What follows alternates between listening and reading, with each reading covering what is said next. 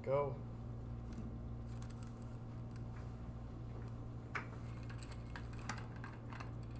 Step back a little bit.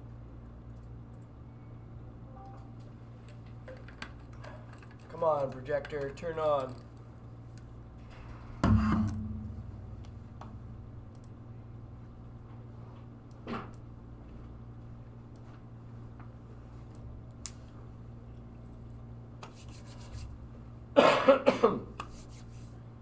Okay, what are we going to get into today? Well, we're going to get into the fun stuff.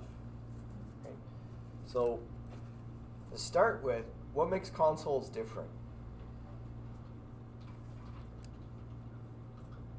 When you think about it, what makes consoles different? It's kind of like your phone.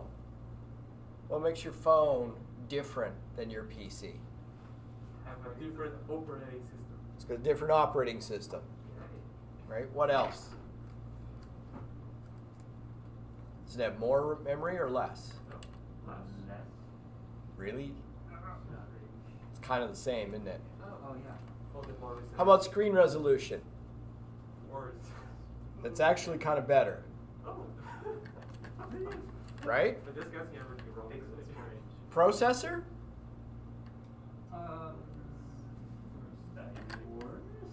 So it's a little slower, but right? It's always connected to the network, right? It's basically got 4 radios in it. It's got a Bluetooth radio, a near field radio, a Wi-Fi radio, and a cellular radio. And those enable us to transmit data back and forth through the airwaves to base stations that put it on the internet. So that's pretty much the same. So what makes consoles different than phones and PCs?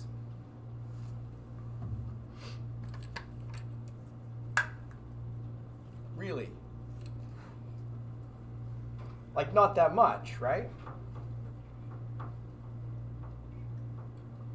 Actually, there's a lot that's different between them, and most of it is based on the history behind how they came about and a couple commercial things in the environment. So what I like to point out, when people buy televisions, the average television price these days is about $500. And you can get something decent in the 40-inch range in a flat panel. Right? 10 years ago, what was the average television price? $1,000. Well, it was about $500. And you got a 30-inch tube-based TV. And before that, go 10 years back. The average television was still about $500. But you only got a 24-inch Sony Trinitron tube, right? So the price doesn't change that much, but what you get for it gets progressively better and better. So the question I usually put that's related to consoles, and I'll show you how much does the price of a television have to do with the technology that's in it or what it costs to make?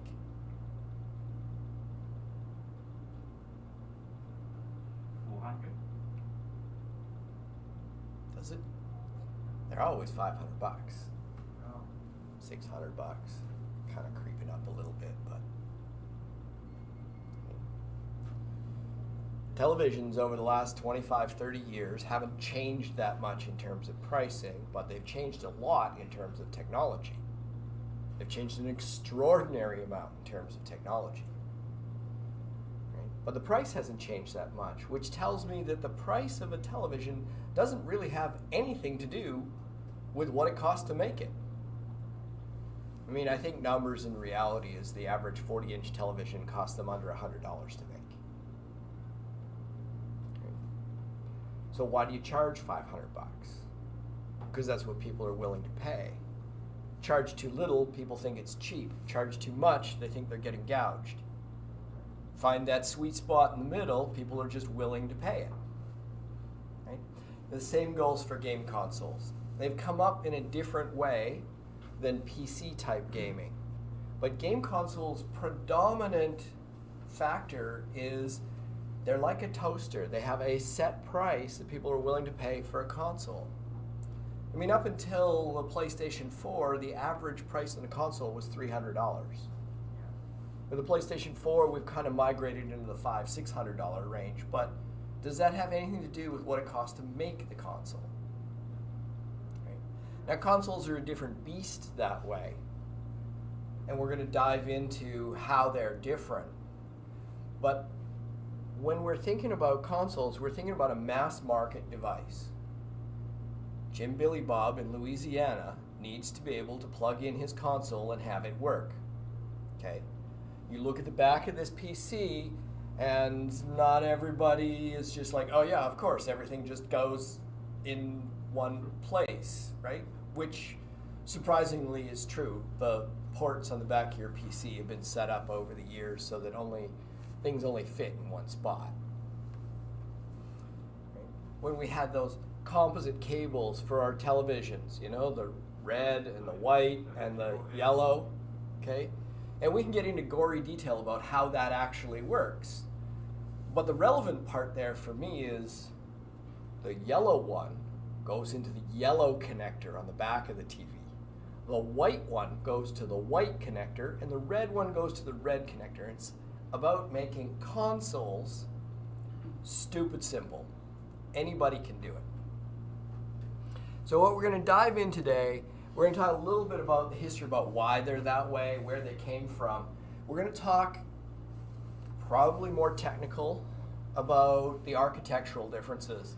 And from a software and hardware perspective, these drive some really important differences in how developers of games are seen differently than on consoles than they are on PCs. And we'll talk at the end a little bit about the operating systems and also how those things have evolved and how our game engines and frameworks make it today so that some of these architectural differences are kind of hidden from us. And some of them we have to worry about, some of them we don't. Now, I started doing this whole bit on consoles, which is kind of strange because in the whole school we don't do a lot of console development. There are some really big hurdles to getting the consoles going, but I talk about it at the beginning because every game company you talk to eventually, a year from now, recognizes that there are PC developers and there's console developers, and console developers are held in a much higher esteem. They have to deal with all these architectural and hardware differences, and they have to build software that's in some cases platform independent, and some cases takes advantage of what's different about the platforms.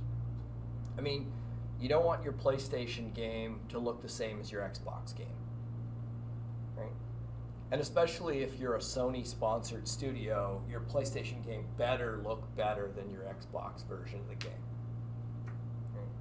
And vice versa, If you're the Coalition, they tell you you're not allowed to build a Sony version of the game. And even if you do, the Xbox One has to come first and it has to look better. Well, how do you make it look better?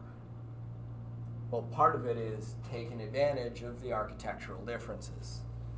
Part of it is just how much effort you put into it. So we're going to dive into a little bit of that. We'll start with kind of like where these things all came from originally. Most of the consoles that we have these days really came out of a bunch of hobbyists that were starting to play around. And early in the days of computing, people were thinking, well, there's some great business uses to do a lot of calculations quickly. And so one of the first big killer apps was a spreadsheet. You put rows and columns of numbers or text in it, and it would add them up by the column or by the row and do lots of work that otherwise would have been somebody punching numbers into a calculator of some kind. And in the midst of doing that, there were some developers who were like, can we do more? Can we do something more fun, more interesting? And those kinds of things, I'm going to tip this a little bit, those kinds of things led to the evolution of early on game consoles. Because, when computers were young, the guys actually programming them were typically hardware engineers. They were electronics freaks, right? Let me solder some resistors together for fun in my spare time. Let me see if I can make this chip work with that chip. Right? Now, the one thing that I'll tell you mentally that's typically different between hardware people and software people that you can distinguish right away, right? When you guys make a mistake with something, what happens? What bad things happen when you make a mistake in your code? Yeah, breaks. It just stops working? Yeah. What happens to the computer? Nothing, right? So software guys find stuff experimentally. I'll try this. Nope, that didn't work. Let me try this. Nope, that didn't work. Right? What bad things happen if I start soldering chips together randomly? Break. Not only do they break, they go pop, right? They melt. Smoke comes out of them. And they're never used again because they're completely destroyed at that point, right? So hardware guys typically work everything out in advance, build it once. They do all the math in advance. They do all the planning in advance, right? Unfortunately, software guys these days don't really do that. We kind of do things experimentally. I'll try this, and this, and this, and pretty soon you're guessing. Right? And I do want to get you out of the habit of just randomly guessing, but over time you'll recognize that there is a certain amount of just guesswork that goes into building software. Early hardware guys, early console guys, there was no guessing. They had a very specific goal in mind. Any bright ideas? Random, useless trivia of the day. Pick the decade that the first video game console was made. I got this wrong the first time too. I was guessing that 1980s. 1980s. That's a very good guess. It's wrong, but it's a very good guess. 70s? 70s would be a good guess as well. That's kind of in the right kind of time frame. But it's also very wrong. Wasn't the first actual game made in 1960 something? You're still getting closer, but you're not there yet. 1950? No. It was made in the 40s. Insane, right? Now this is all one guy, okay? His name was Ralph Baer, and he was not a marketing guy, as we can tell, because he called his the brown box, which was really not a good choice in any way.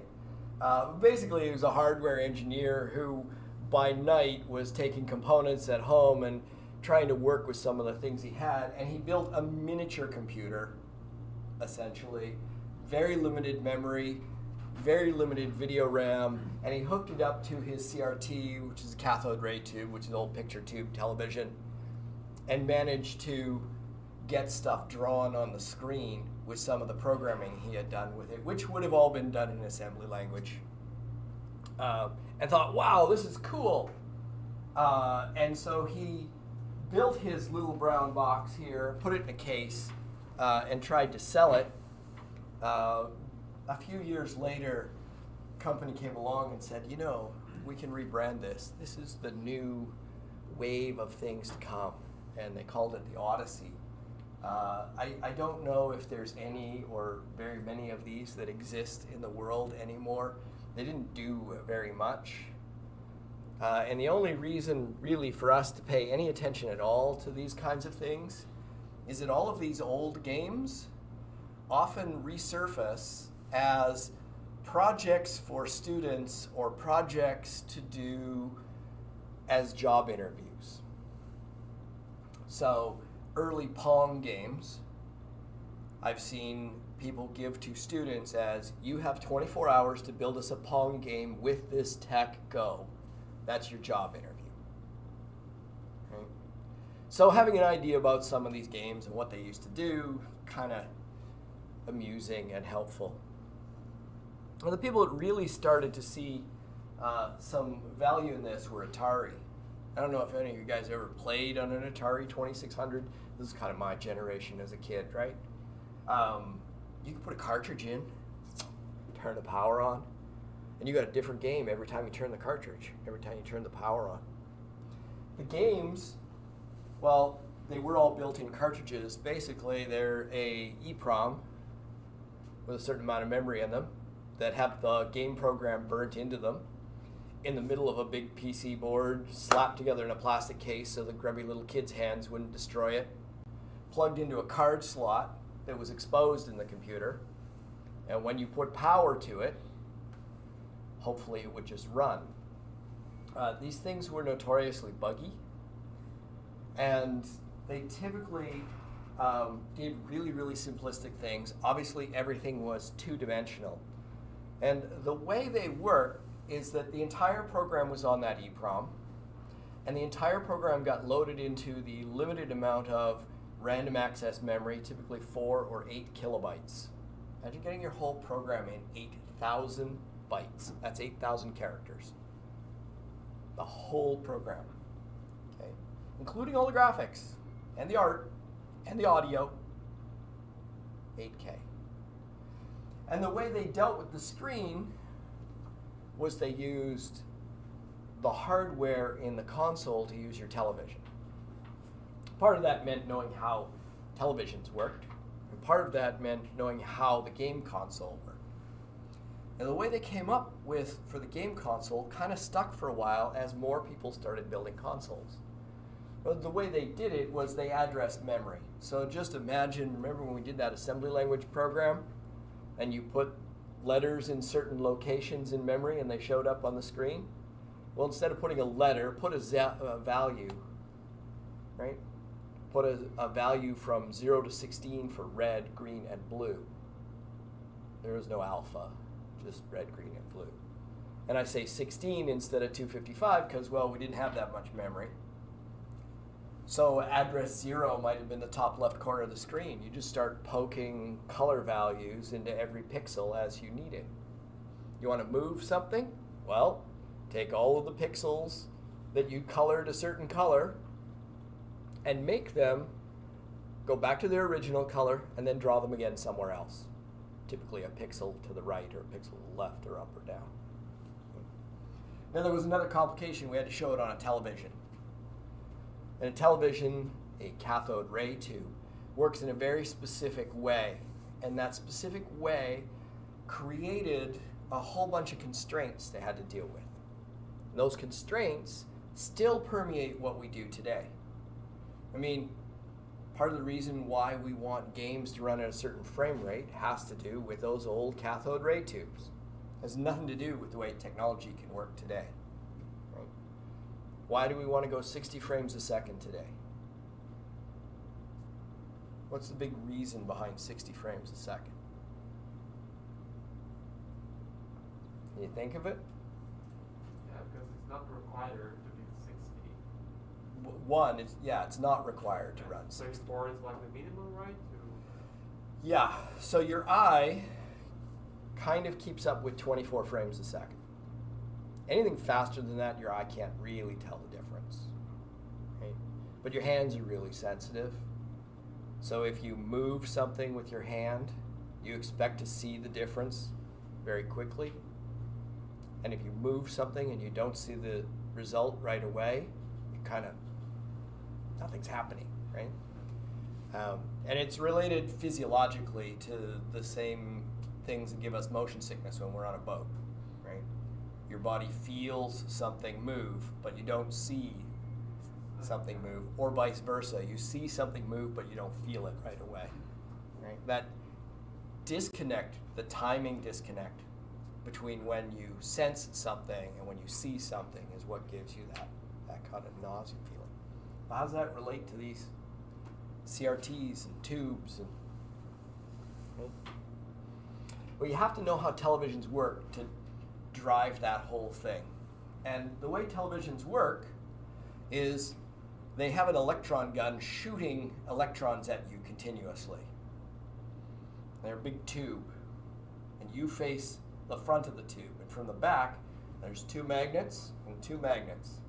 Electrons are negatively charged, so by charging the magnets, you can aim the gun. If you put a phosphor on the screen, You shoot the gun at the phosphor gets bright for a moment. Okay? Now imagine you're moving those electric currents on the magnets to move that electron gun. You have to sweep out every row. Okay? Early televisions, even at 320 pixels across by 200 pixels tall, the electronics couldn't go fast enough to sweep faster than 15 frames a second. 15 sweeps, top to bottom, and then it's got to go back to the top and do it again. As the technology got better, as the electronics got faster, two things happened. One, we could sweep out an entire screen faster, and it came in multiples. Okay, so it went from 15 frames a second to 20 frames a second to 30 frames a second to 60 frames a second. The second thing was, as the technology got even faster, they said, well, if you could sweep out this much in 60 frames a second, I could sweep out this much at 30 frames a second. So TVs started to get bigger and bigger and bigger. Okay? As the electronics got faster and faster, we could do more things with them. And the consoles tried to keep up. The other thing is, using a TV, when you're managing color, you have this problem that you don't have very precise colors like you do on a computer monitor. In a computer monitor at the time, you'd have three colors: a red, a green, a blue dot. Whichever one the electron gun hit is what color you get. If it overlaps a couple of them, you get a little blend of them. Right? So you got to be really precise. Televisions never had that. Televisions only ever had one dot. And that dot had the colors stacked together. You had to hit it with more intensity. It also meant that switching colors from high contrast tended to bleed. And people never noticed this with skin tones because they're kind of uniform. So the transition from dark to light in different skin tones happens pretty naturally to your eye. Your eye fills in the gaps. But in computer games, we go from like black to yellow in like 2 pixels. And that's really a problem for those electron guns to sweep out. So what they did is they restricted their color set. They said, what are the colors that we can do most easily? Cyan, magenta, brown, black, white. Which is why the older games had those strange colors. All a restriction based on those picture tubes. And then what happened? These LCD displays came along. Now we retained a lot of the constraints just because it was easier to work with our game consoles and with our hardware. But make no mistake, these LCD displays have nothing in common with those old tubes. They have a bright white light in the back, and they have a giant mask in the front, and the mask is a bunch of little gates that you can open or close. There just happens to be a red, a green, and a blue. So how, 255 in red is fully open on the red plane. And you can individually control each pixel. And it doesn't matter about the pixel beside it. There's no electron gun sweeping around in there. It's just, well, then turn the one beside it on too. It's also why you can maintain colors longer on here. So our game consoles had to adapt to the way we were kind of displaying things. That video RAM, the way we were drawing stuff on the screen, tended to evolve. And once people started to see that these home entertainment systems could do more than just Pong, but could do colors, could work with the latest televisions at the time, people started getting creative. And as soon as people start getting creative, they get greedy, and so everybody wants in on it. So then, you get new game companies showing up. And this is kind of where Nintendo enters the scene. They started as a playing card company in Hawaii.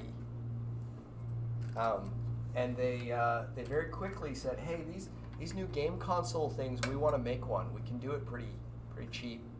And we're going to make one, and this is kind of the early. And it's going to be really, really cool. We'll make these cool games for it. And they hired this guy, Miyamoto, and he had some really great ideas of some things you could do and some things you could build just with some little sprite-based graphics, right?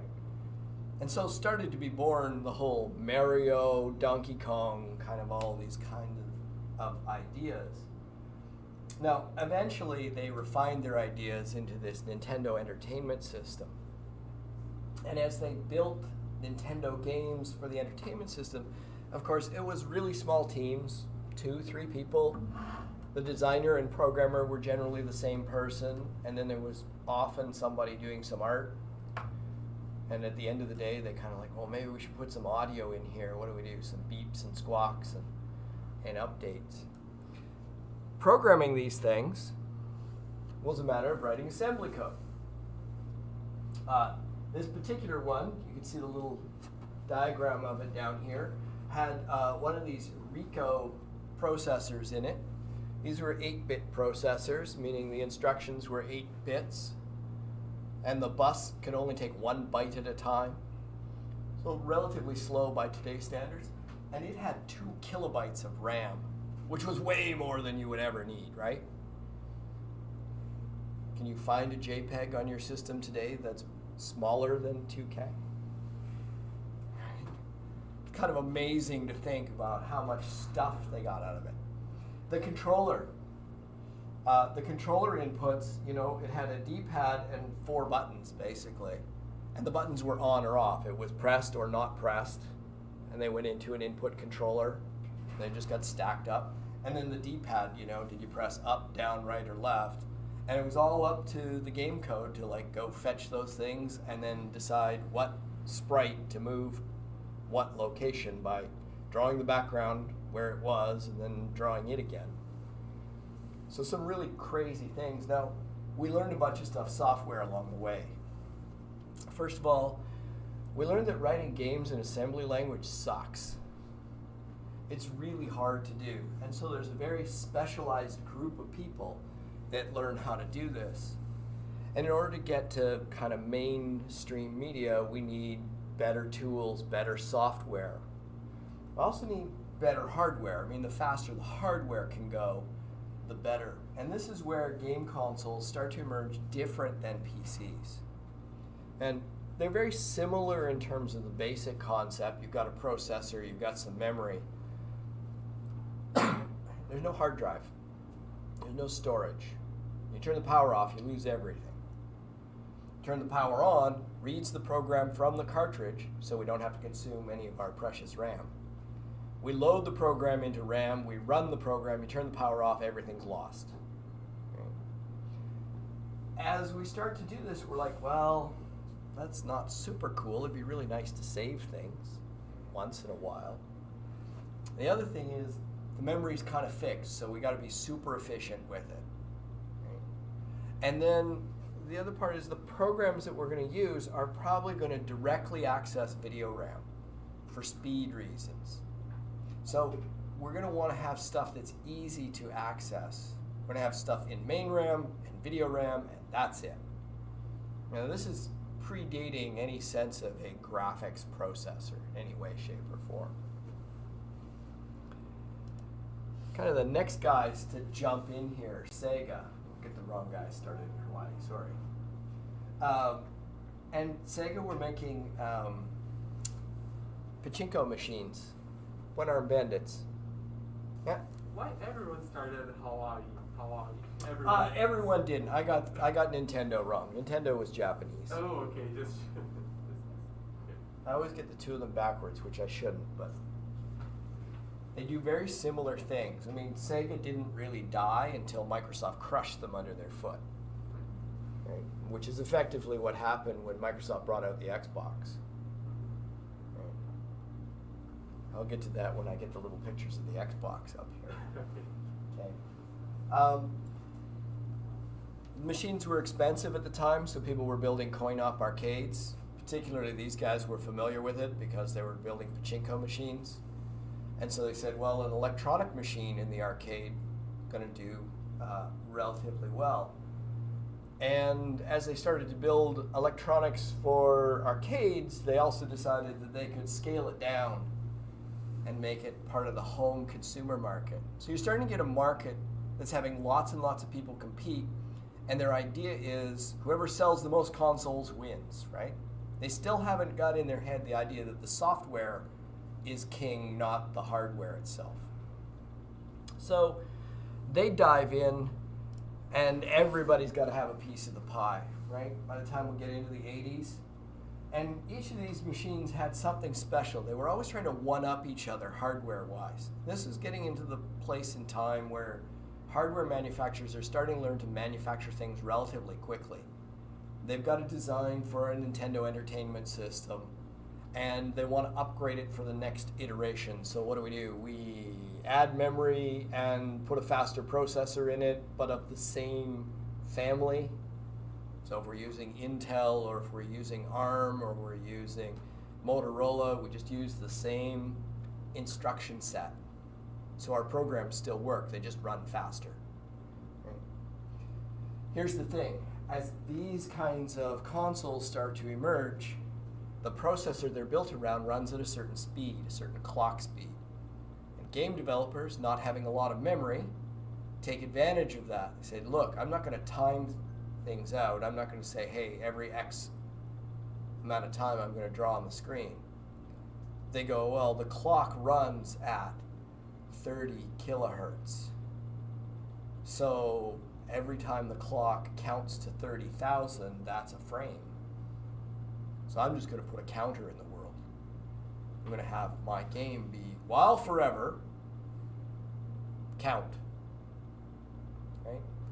And by the time I get to 30,000, I better have drawn everything on the screen I need to draw, collected all the inputs, moved everything where it should be in its new world, and be ready to count to 30,000 again.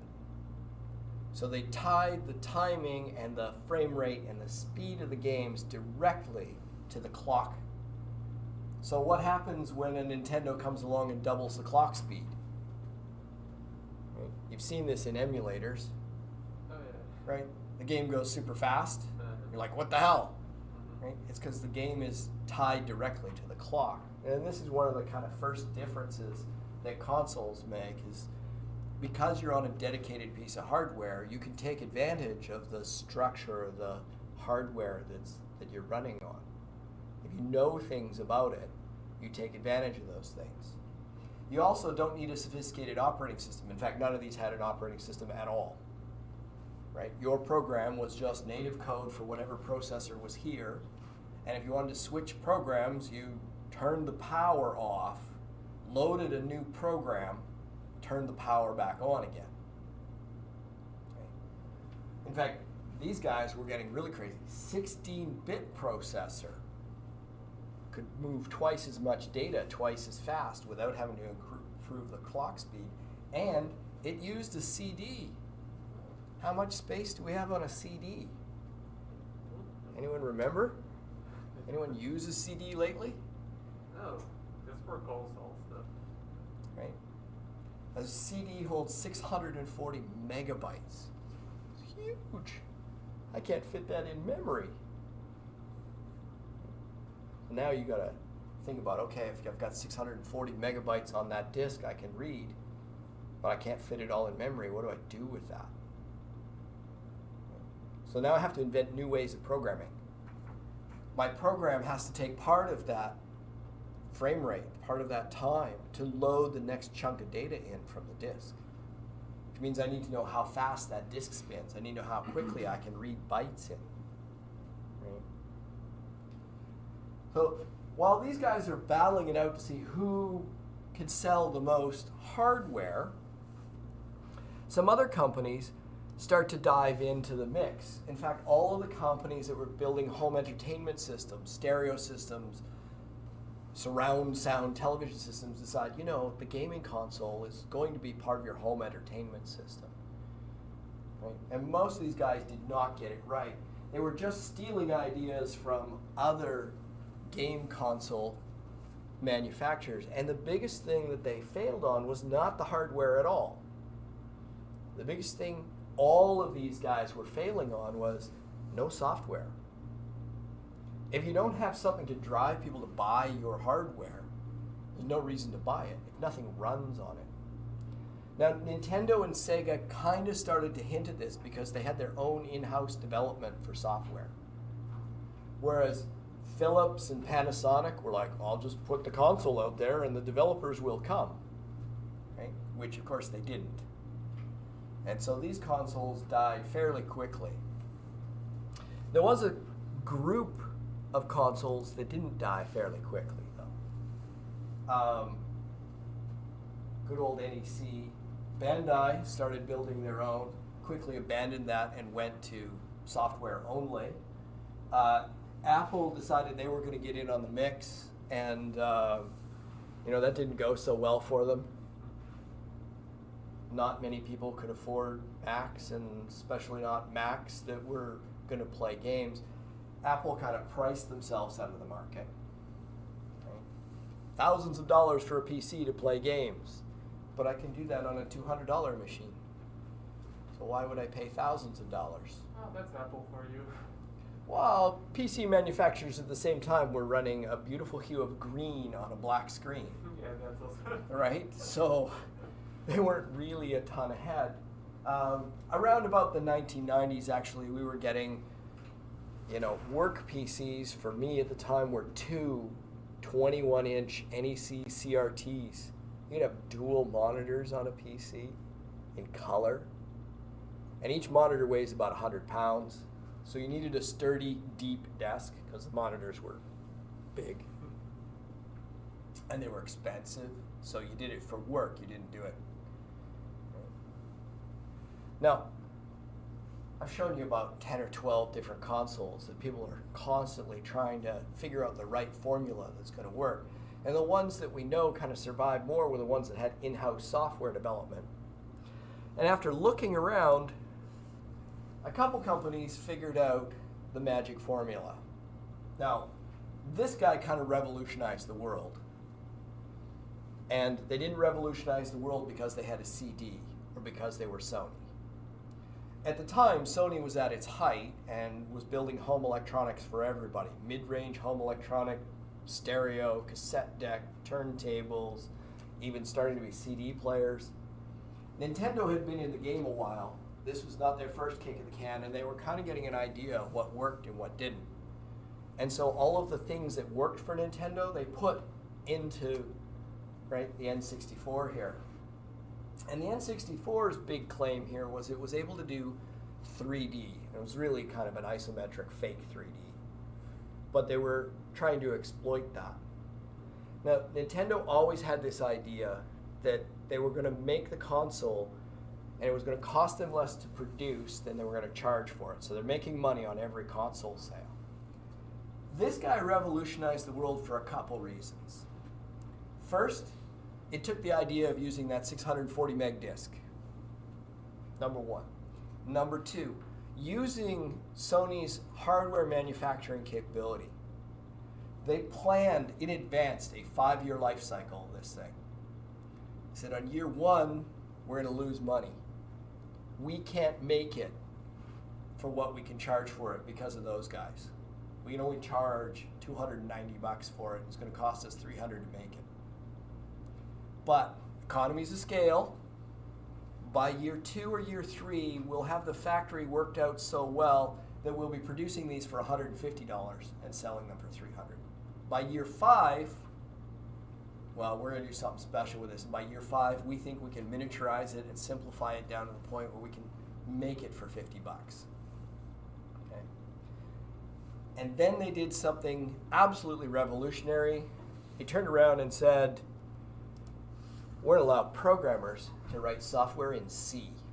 None of this assembly language crap. Well, all of a sudden, programmers came out of the woodwork. I mean, it's the 1990s, and everybody's writing C code all over the place. And all of a sudden, this game console comes out and says, pay us a fee, we'll give you a library and a compiler, and you can write C code to program PlayStation games. All of a sudden, all sorts of software started to emerge. And Sony said, we've got some copy protection in the discs, so you submit your final Gold Master version to us. We will manufacture, remember the discs were black on the back? We will manufacture the discs. We'll embed the copy protection. We will market and sell them for you. You just give us the package art, the documentation that goes in the little manual on the inside. Goldmaster discs. We'll manufacture it all for you for the low, low price of 30% of whatever you want to charge the consumer, which is where that percentage started to come from.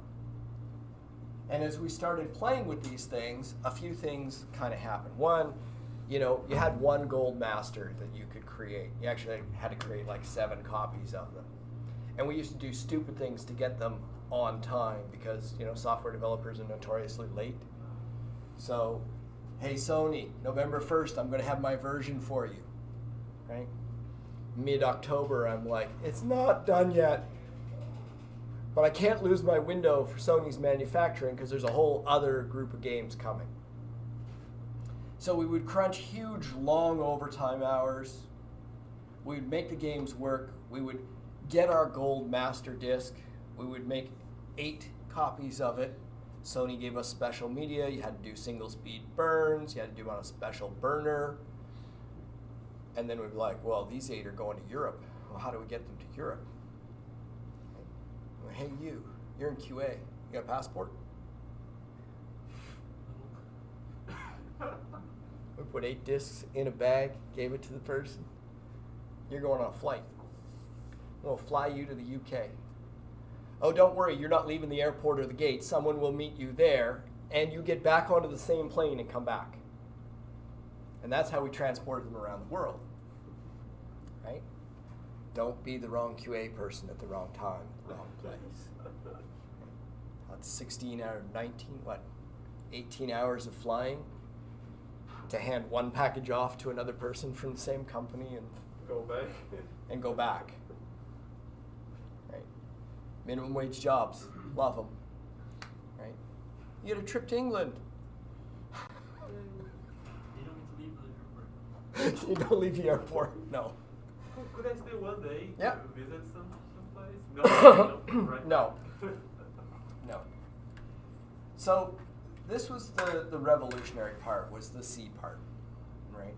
The being able to distribute things on discs as opposed to cartridges. Nintendo had this policy that, and they still do, if you're going to distribute on the cartridge, if you're going to sell 500,000 units, you buy 500,000 cartridges from Nintendo up front. If you sell 100,000, that's not their problem, okay? If you sell 500,000 and you need more, then buy more.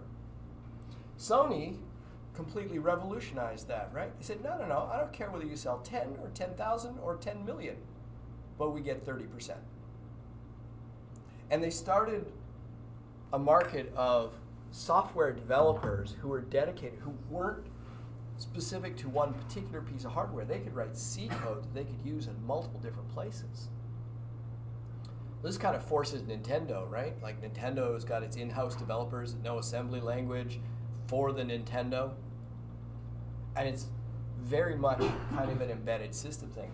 You'll also notice this doesn't have the same kind of plug-in operability as a PC does these days. Everything's kind of soldered onto the board. And this is the first generation look at the PlayStation. Okay? So all of the individual components, including the processor, were created by Sony for Sony. They're a hardware company. They know how to make chips. So the faster they make chips, the cheaper they make chips, the better the yield they get out of their chips, the cheaper these things become. And they have their own hardware, but there's no operating system. So they have some constraints. Like if you have 2 megabytes of RAM and you use 2049 bytes, what happens? The world just freezes. And the console locks up and you push the reset button to repower it. All of a sudden, all of the things that you think about in terms of how you build software and allocating a variable can lock the whole computer up. Right? Creating a new variable, allocating memory, is a problem. So you have to be very diligent as a programmer, even though you can write programs in C. You have a very specified processor clock rate. And that clock rate, you would use, 33 megahertz, that's pretty close to 30 frames a second, right? So now we can tie things directly to the clock rate. Makes it easier for us as a programmer. We're just going to count ticks. And we can start to do some more elaborate programming with them. Now, long term, what Sony did was they decided that after 5 years, they were going to build a PlayStation 2. And that PlayStation 2 had some architectural things they wanted to do, but from a market perspective, they didn't want to throw away all the PlayStation 1 stuff. So they had to come up with a way, hardware-wise, to make their PlayStation 2 somehow compatible with all this PlayStation code, with its fixed clock rate and its very small amount of memory. I told you I'd get to the whole Sega thing. So after this thing, Sega decided they were going to go into the next iteration. They designed this beautiful machine called the Dreamcast. And I first saw it because it was going to be the target platform for one of the first games I was involved in making. And the beautiful part of Sega's entire operation is they had, like Nintendo, the machine could be manufactured for less than it cost to sell. And the rest of the software could be written in C, and it could be distributed on a disk. And a lot of this was because Sega had contracted Microsoft to build them an operating system. And what Microsoft did is say, well, what's the fastest way to do that? We'll take Microsoft's operating system of the time, Windows 7. We'll strip out all of the Windows part, the UI part, the graphical part that you see. We'll leave just the core operating system. We'll strip out all the device drivers for all the other crazy devices because we know what the hardware is. And they got within 3 months of the launch window with Sega. And Microsoft turned to Sega and said, you know, we kind of learned everything we need to learn about consoles from you at this point. So we're not going to finish or give you the license to the operating system. You're on your own. And weeks later, they announced the first Xbox. Now, Sega is 3 months from a launch window with no operating system. Okay. Any developers building Dreamcast games are immediately screwed. Now, the software guys were smart enough to we are going to have to switch gears and change the libraries and move to something different. But poor Sega, I mean, that was the end of their hardware business right there. And it's taken them years, software-wise, to recover. Microsoft entered this whole thing going, hey, we're going to build this cool Xbox. We're a software company, so we need to make the hardware something we understand. What can we build PC-wise around the year 2000 for under $400? Because we'll take Sony's model. We'll lose money at the beginning, but that's okay. We want to get into this business. It's going to be the future. So what they kind of did is they spec'd out a PC with a 733 megahertz Intel processor, threw some RAM at it as cheap as they could get it, threw the cheapest hard drive they could in it. This will be our new innovative feature. You have a hard drive to save things, not just these stinky little memory cards. And they went a step further. They said, we're Microsoft, and we have bigger, deeper pockets than anyone else, and we're going to crush the competition. We've already got Sega out of the way. That was easy. Right? How do we get everyone else out of the way? Well, what if we don't care about making money? What if we just use it to learn how this business works and how to make money off the software in this business? They never intended to make a dime on the Xbox sales. It was always, if we make some money on the software on the side, great, but really, the next Xbox is where we're going to make our money. In the meantime, Sony, being a hardware company, did the logical hardware thing. They went from PlayStation to PlayStation 2.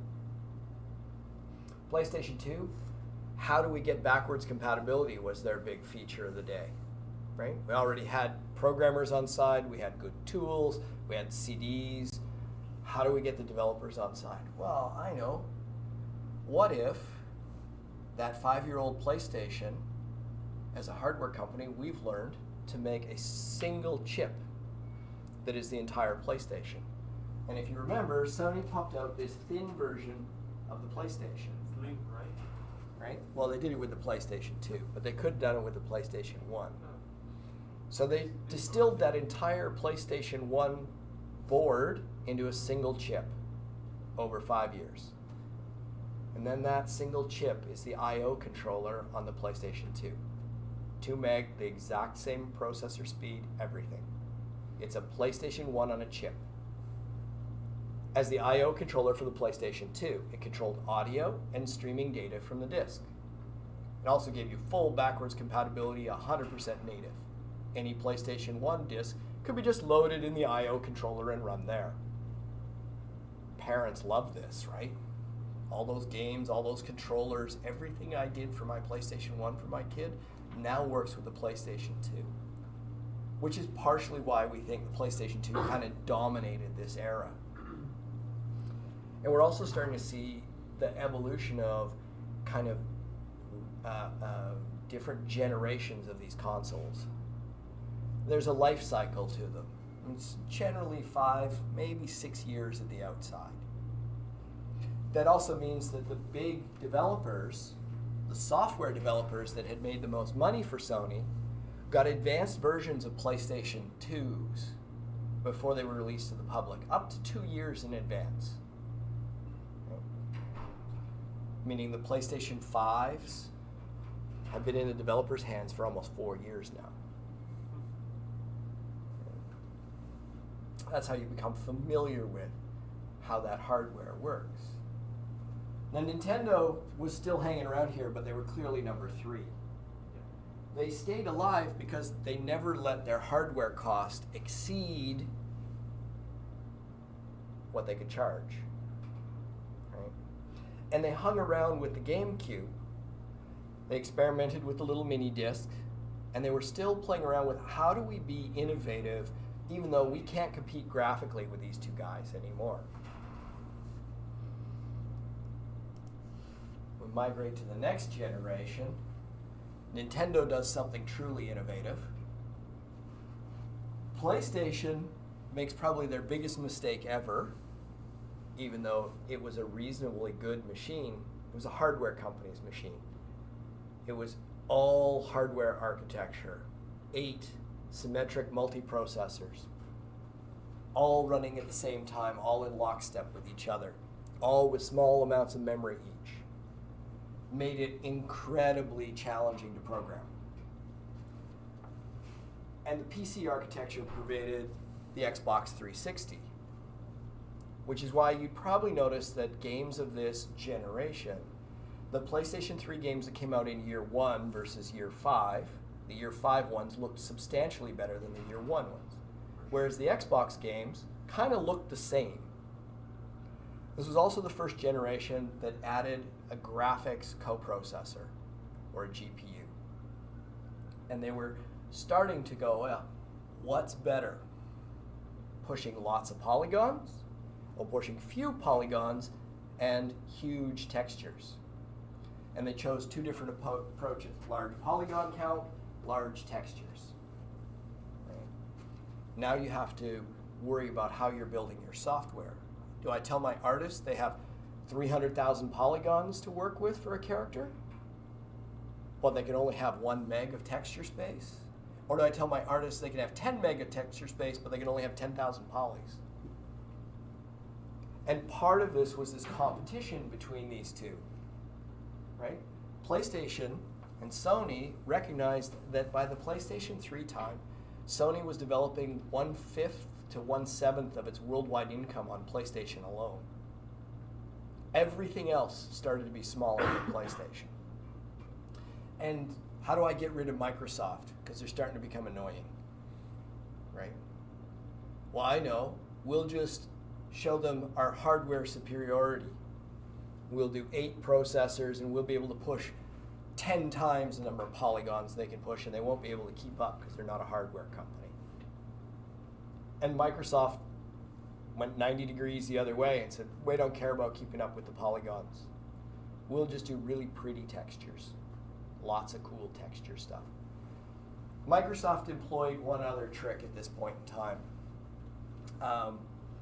Both of these consoles, I haven't even got here, but both of those consoles claimed to be able to do high definition or 1920 by 1080 resolution, right? Neither of them had a display buffer that could hold that. So how do you get a 720p display buffer scaled up to 1920 by 1080? Well, you build a hardware scaler. You know, take every pixel and turn it into 4 pixels. Microsoft did it, Sony did it. So native resolutions on these things are 1280 by 720. It's as high as they go. Everything else is done by a piece of hardware that scales it up to 1920 by 1080. And to this day, they still do the same thing. Your 4K console doesn't have enough video RAM for 4K content. It does it at high definition, 1920 by 1080, and then upscales it. Okay. So these two guys are fighting away, and what do these guys do? Well, we can't compete on graphics, and we can't compete on processor speed. What are we going to do? Right? And they just managed to hit the right thing at the right time. The whole Wii controller, dynamic, hang on to the thing, other than, you know, we had to add straps because too many kids were throwing them through the TV. Right? But it turned out to be a really innovative idea, right? So innovative that Microsoft and Sony tried to follow suit, and both of these were technology looking for an answer. One, Sony was trying to emulate clearly what Nintendo was doing, but no developers bought into it. So there weren't any really good games using it. And this thing, which is a fabulous piece of hardware, by the way, and if you have one, you can plug it into your PC today, and there are drivers for it native on your PC, and you can make this thing work off your PC. Great idea, technology. Again, no game software for it. This is where we start to recognize that the software is actually driving games industry, not the hardware. That we need the hardware, that the hardware consoles are great because they're toasters. From a developer standpoint, what works for us? Known clock rate. We know we can't we can't use more memory than we have.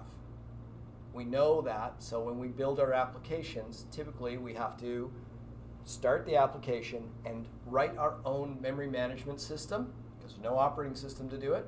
And our memory management system has to make sure that it allocates all the memory it's ever going to need and doesn't ever allow us to allocate any more than that. And that every other part of our program uses our own memory management system to allocate variables and memories when it needs it. And the other part is we got to be able to read stuff from a disk. So we need some sort of sophisticated I/O controller that sometimes gets time slices, and we have to build their own time slice operating system type software ourselves, right? So we can stream content in. Plus, we might have some weird peripherals we have to deal with. Now, there were a couple other flops after this, right? Did anyone have one of these? I have, sadly. Suckers. Still have it. Does it work? Yeah. It's at home. How many games? I have like 15 games for it or something. I had 3 or 4. 3 or 4? Yeah. Well, this wasn't really big successfully, but it highlighted something else that the game industry started to recognize, particularly the manufacturers. They keep track of what they call a tie ratio. And what they realized was that the cost of the console probably was pretty close to the amount they could sell it for at retail. You know, if I make it for $250 and I sell it for $300, or I make it for $450 and sell it for $500, I'm not making a ton. Remember, if I sell something for $500 at retail, that means the wholesale price was $250, right? The retailer takes. So what they started to realize is that percentage that they take off every game that gets sold adds up, and you can figure out how many games do I have to sell for this console to make the sale of the console make money for the manufacturer. So for Sony, in the PlayStation 2 era, their tie ratio was 3-1. They only need to sell 3 games on top of the console to make a profit. Nintendo is 1 game, right? Because they never make hardware that doesn't make a little bit of a profit for them. So they only need to sell 1 additional game. So you were like a bonus to them. You were like a whale. Come on, more games, right?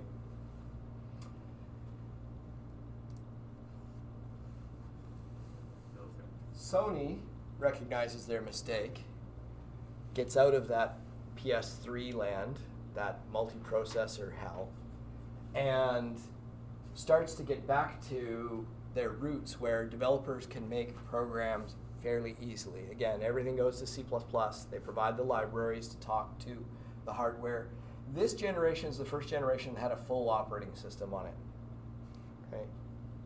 Where you could actually make function calls into the operating system to get resources or to find the status of something, where you could switch applications at the same time. And we used to use stupid tricks to get around it. In a PlayStation 2, what happens when your front end is bigger than your game? And neither of them fits in the 2 mega RAM you have, or the 4 or 8 or whatever it was. Well, you write 2 separate programs. And you make the front end program collect a bunch of data and write it to the memory card. You make the main game read that data from the memory card and start the game engine up. So whenever somebody went from the game to the front end, system reboot, soft reboot, reload the front end program. When you go from the front end to the game, you make your selections, system reboot. Right? This is what PlayStation 2s do all the time. Xbox 360s do it too. Right? When you flip into Netflix, when you flip into a game on a 360, it actually reboots the whole console. Great, wipes out all the memory, loads the program you told. It starts running. Hopefully it does nice things, but it owns the machine. There's no operating system running in the background like your PC. This generation, we now have an operating system running in the background. As a developer, things are changing. When we get to the PlayStation 3 era, basically all the homegrown, self-taught C programmers that built games for the PlayStation couldn't build anything for the PlayStation 3. You need to be an expert in symmetric multiprocessing, real-time embedded systems, and asynchronous communication to get those 8 processors to talk to each other and not lock up. You needed to have people who are highly educated in computer science to make a PlayStation 3 run.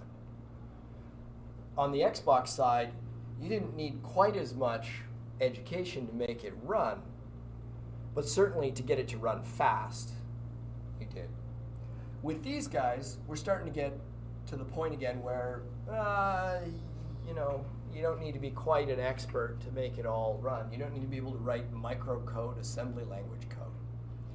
What these guys excelled at, though, was putting in GPUs.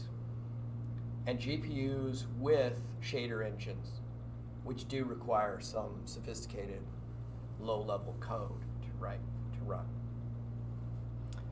So this whole evolution and going into the next generation of things with the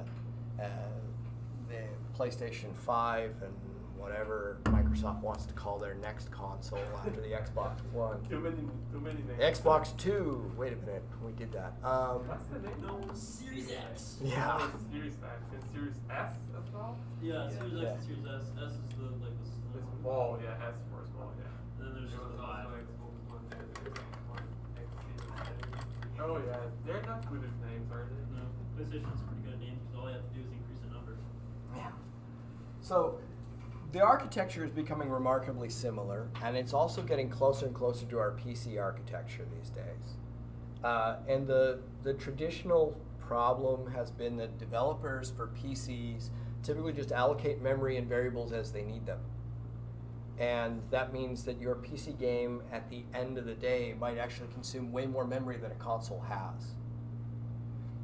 Particularly when we start getting into large environments or large characters where you have to stream them from the disk, right? You don't have enough memory to like on game load, game initialization, load everything you need from disk and then just run. You may need to actually pull stuff from disk mid development or mid operation while your game's running. So those kind of skills are a little bit different when you're doing console development. Memory management is the biggest one. It's why almost no game company that does multi-platform does the PC platform as the lead. It's easy to port something to a PC. You have virtually unlimited memory. The operating system takes care of it, right? The only challenge on the PC is it's an absolute crapshoot as to what kind of graphics capabilities you have, depending on what video GPU the user put in the system. So you kind of have to have a scaled, tiered approach to graphics, but from a developer standpoint, these things have certain niceties about them. Every PlayStation 4 has the same graphics capability as every other PlayStation 4 at the same clock rate with the same amount of memory. If it runs on one at 60 frames a second, it'll run on all of them at 60 frames a second.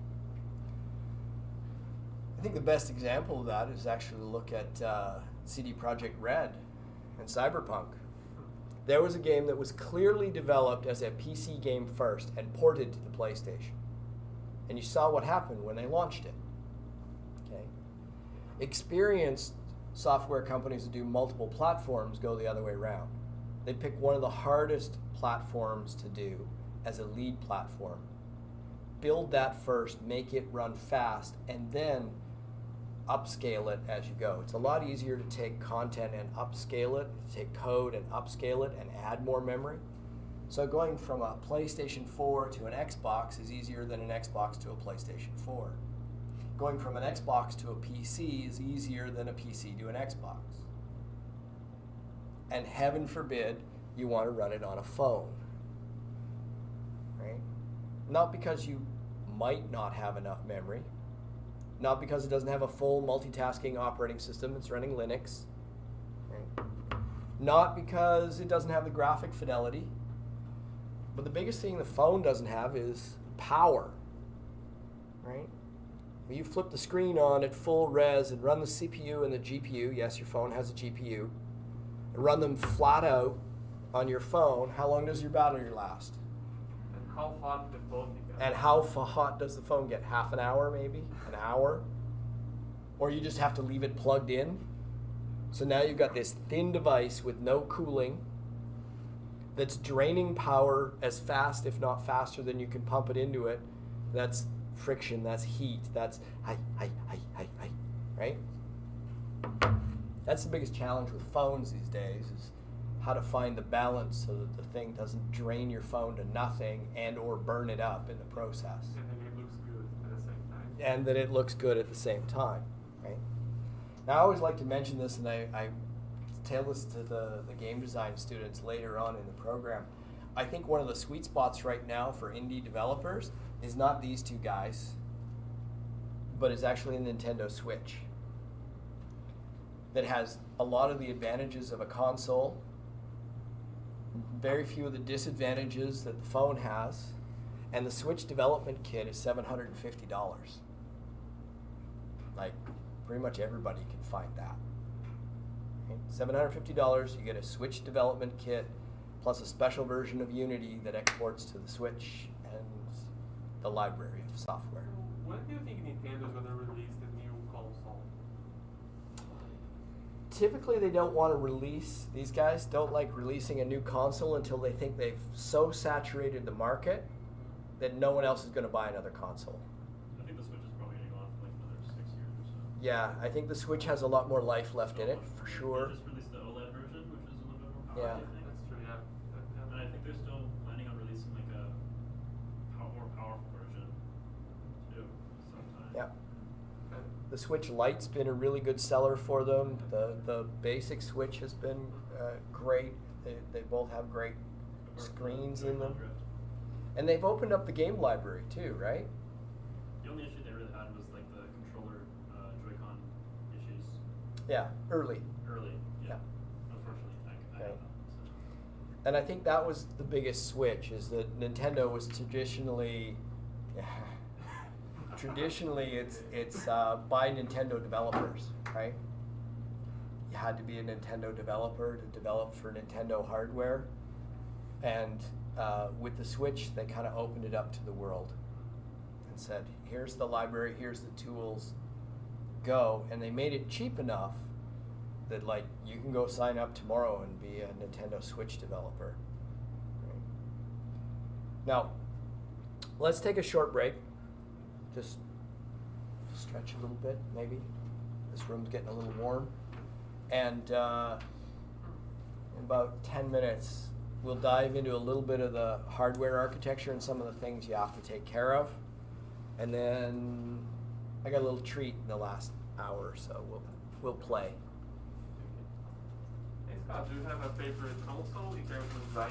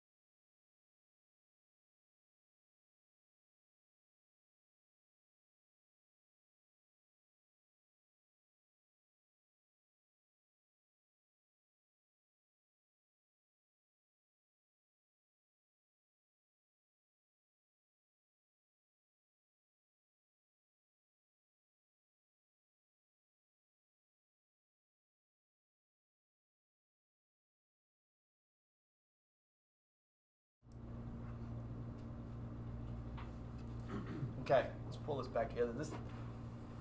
This part I don't want to get too deep in because a lot of the stuff with how these things are architected is like ancient history. But knowing how people used to build these things will give you an idea of what you can expect in the future. I do have this golden rule that I always expound to people. I say, you know, there can be only two. There's going to be two that dominate any market in any technological field, right? Like phones. There's two, right? There's Android and iPhone. Unless any of you are sporting a Windows phone, or a BlackBerry, or a Nokia flip phone. But really, there's two that dominate the marketplace, right? Game consoles. There are two. Let's be real clear. Nintendo is a distant third when it comes to sales. Okay? And honestly, these days with Xbox and PlayStation, who's number one? This is an easy answer. It's hands down. PlayStation. Hands down. The only place they're anywhere near close is North America. Everywhere else in the world, it's PlayStation. In this generation. Okay? So every generation, these game consoles are fighting to be who is the latest, greatest. Desktop computers. There's Windows and Mac. Right? Linux is a distant third. Right? Servers, Linux and Windows. There's no such thing as a Mac server. And honestly, Linux wins the server wars in most cases. It's about 50-50, right? Big corporate America uses Windows Server. Everyone else who has to pay for their software uses Linux. Amazon uses Linux. Okay? So in anything that we dive into like this, there can only be two.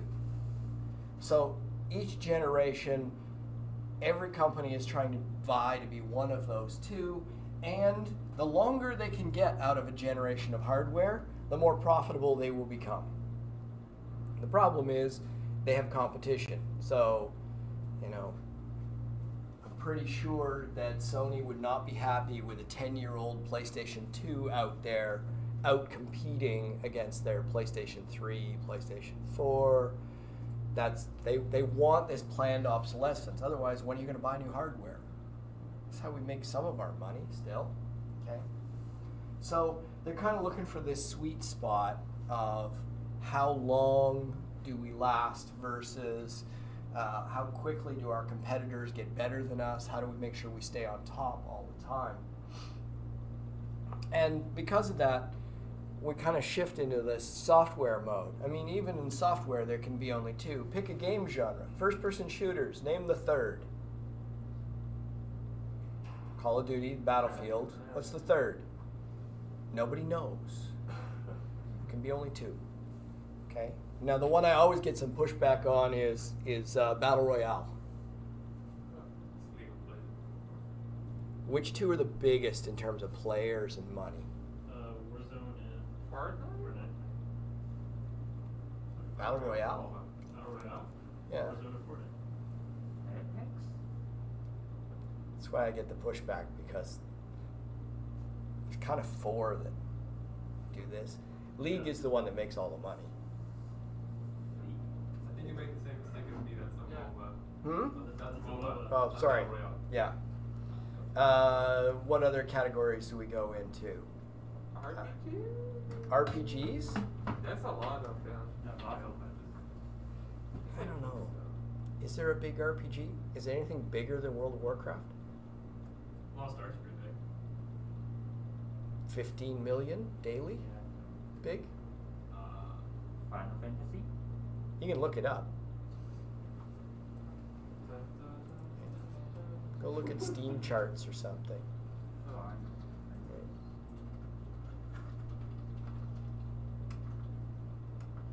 Survival horror.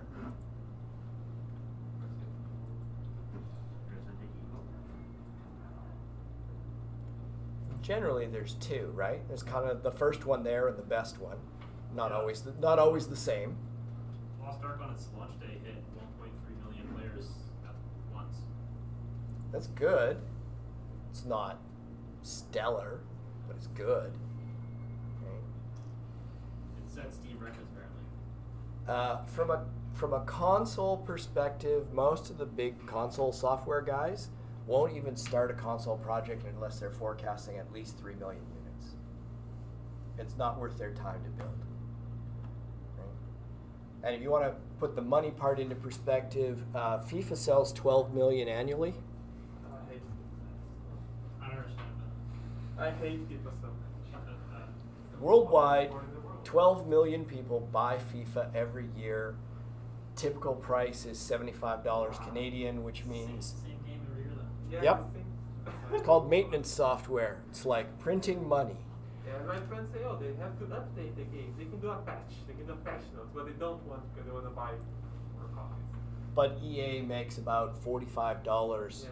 profit per unit on that game. And free-to-play games are bigger. And they have a lot of microtransactions as well in the game, so yeah, even more. Yeah. And we get into all of that with the game design students when we start talking about the business side of it. But from a hardware perspective, the hard part with the consoles is it takes specialized skills to build games for the consoles to hit those kinds of numbers and units, which is why they want to charge premium price for the games and why the game console manufacturers love the premium price for the games because they get 30% of it. So, charge as much as you want, go right ahead. The GameCube's got a fairly simple architecture. If you were to look at it, we have our main CPU in the center. Remember when we were looking at the PC, this is pretty close. We have a GPU, we have our video card, we have our audio synthesizer, we have the CD or I/O controller, right? We've got a boot ROM, and then we've got our main RAM sitting there, right? Sorry, that's an old original PlayStation. I found the diagrams for the PlayStation 2. Things got interesting. This one's boring as hell because it's just a PC, right? The only thing fancy here is the upscaler. The PlayStation 2 was a little bit more interesting. It had multiple processors. The I/O interface is actually a PlayStation 1 on a chip, as I've said, and it had these two vector units. And I'll put it in perspective, remember, Sony thinking pushing more polygons, Microsoft pushing textures. So, one of the things when you're pushing polygons is you have to transform them. You have to do the 3D math to get from 3D space down into where is it on the screen. That involves a lot of multiplication. And multiplication, typically on most processors, the ballpark I usually use is about 8 clock ticks. And of course, whatever megahertz or gigahertz your clock is running at is how many clock ticks per second. So if I'm doing a matrix multiplication for every given point in space, I have to do at least 16 multiplications to transform that thing down to a single point on the screen. That's 16 sequential multiplications, right? It takes a long time per point. So what Sony started doing is stuff like this. And what they did was they created a special microprocessor with a very small amount of memory. Could hold 16 floating point numbers in it. And that thing could do a 4 by 1 matrix multiply. So multiply that one number times all 4 in one clock cycle. It was designed for processing graphics transforms. You'd load up each row of your matrix for transforming things and the X, Y, Z point that you wanted to transform. And in 4 clock cycles, you would have the entire thing transformed, which means it could process graphics really quickly, polygons. The biggest problem with these things, from first-hand experience, was feeding them. How do you push the data into those things fast enough to actually do something useful, do some work? Because then you got to pull it out again, and then you got to send it off to video RAM, and you got to figure out which pixel goes where. So you could transform lots and lots of polygons, but then what do you do with them, right? Sony's answer here was going to be just flat shade them, which doesn't look very good. So it became a real problem for PlayStation 2 developers to actually get a really good look out of the game.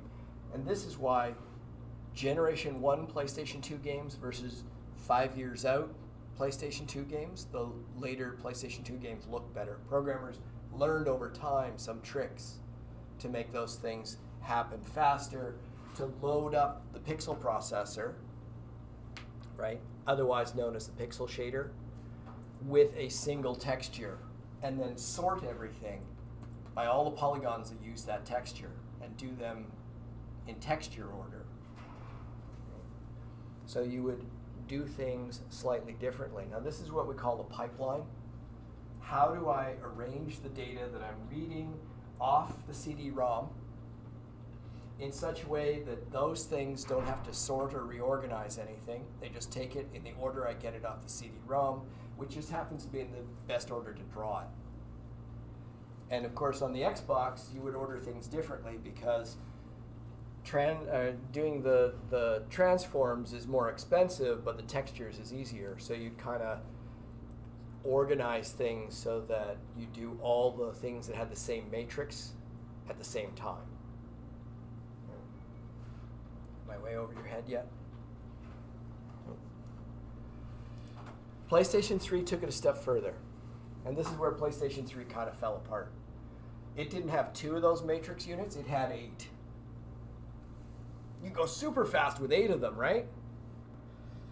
Now, the reality is it took us a while to figure out that this one I'm going to do physics calculations on, and this one I'm going to do the background render, and this one I'm going to do the character render, and this one I'm going to do a special effects render, this one I'm running audio, this one I'm going to do the foreground character, this one I'm going to do the full screen post-processing effects, and I'm going to run them all at the same time. And they had a limited amount of data. So again, feeding them became the problem. The main processor, which was now PowerPC, the main processor would then have to like spoon feed each one of them. 256K code, 256K data. Here's your data, here's your code, start running, load them all up, and then read from the disk and hand things to each processor every frame, right, as you go. And if that sounds really complicated, it was. So it took a while for people to get any performance out of PlayStation 3. The Xbox 360, on the other hand, looks a lot like a PC.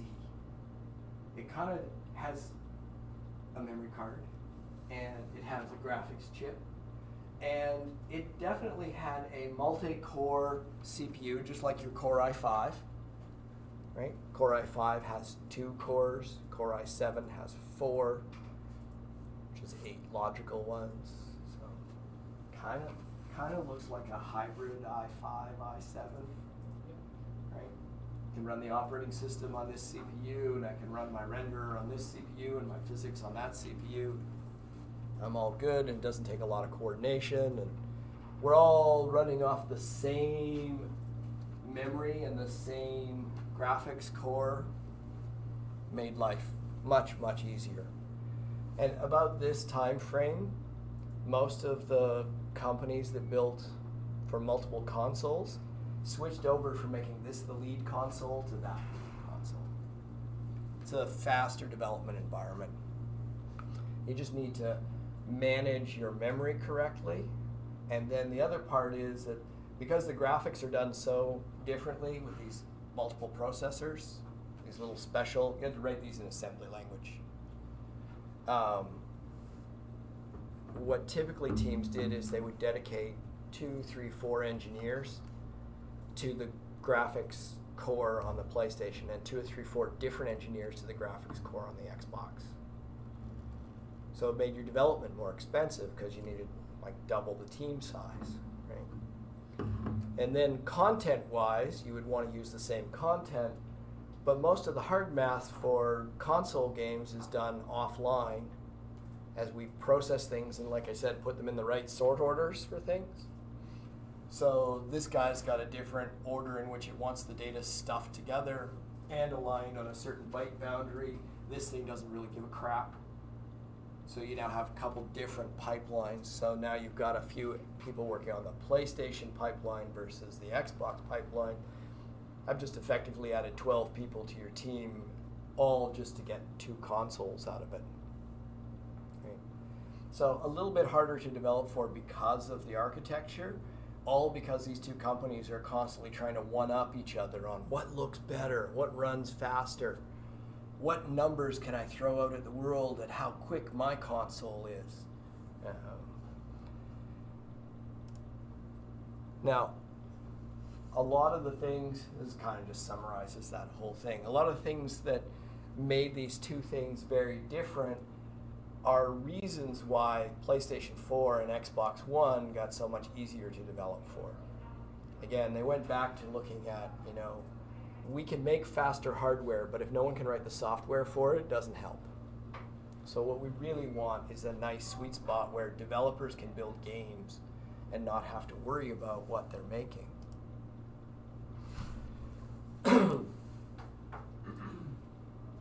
This guy started to go back to that PC type architecture, right? It's a little bit more complex than the PlayStation 3, but it hides the complexity inside a single Sony proprietary chip. So again, different instruction set, you gotta use different tools to kind of build it. There's a couple other little charts here. The Xbox One, PlayStation 4 had very similar high-level block diagrams.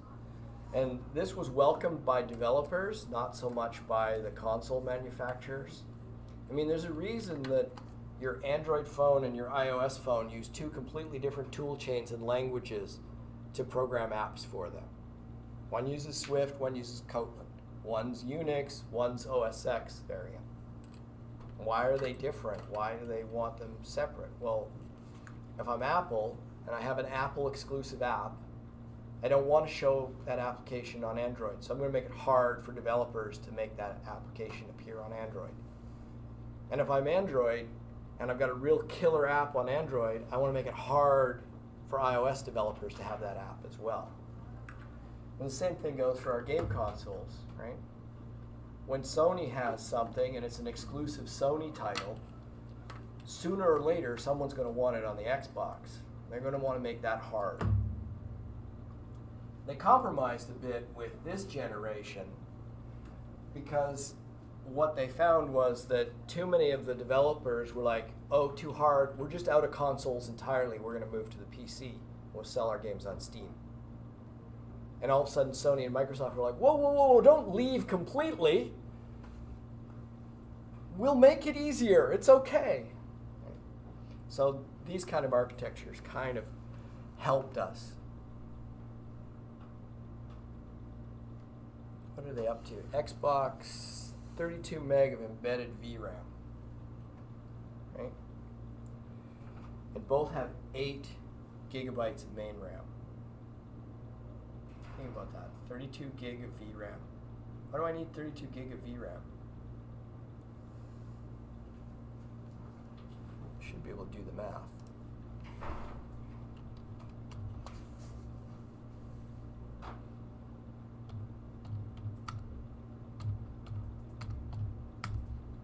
That many pixels, right? Times 4 bytes per pixel. It's 8 megabyte. Why do I need 32?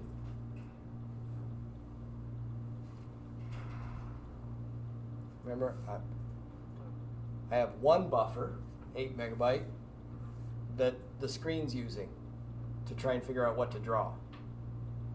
So my game is all finished that screen. What's it going to do? Sit and wait? No, it's going to start drawing the next thing. That's the B buffer, okay? That just made 2 of them. That's 16, right? Yeah. What's the third one for? Oh, this is a trick question.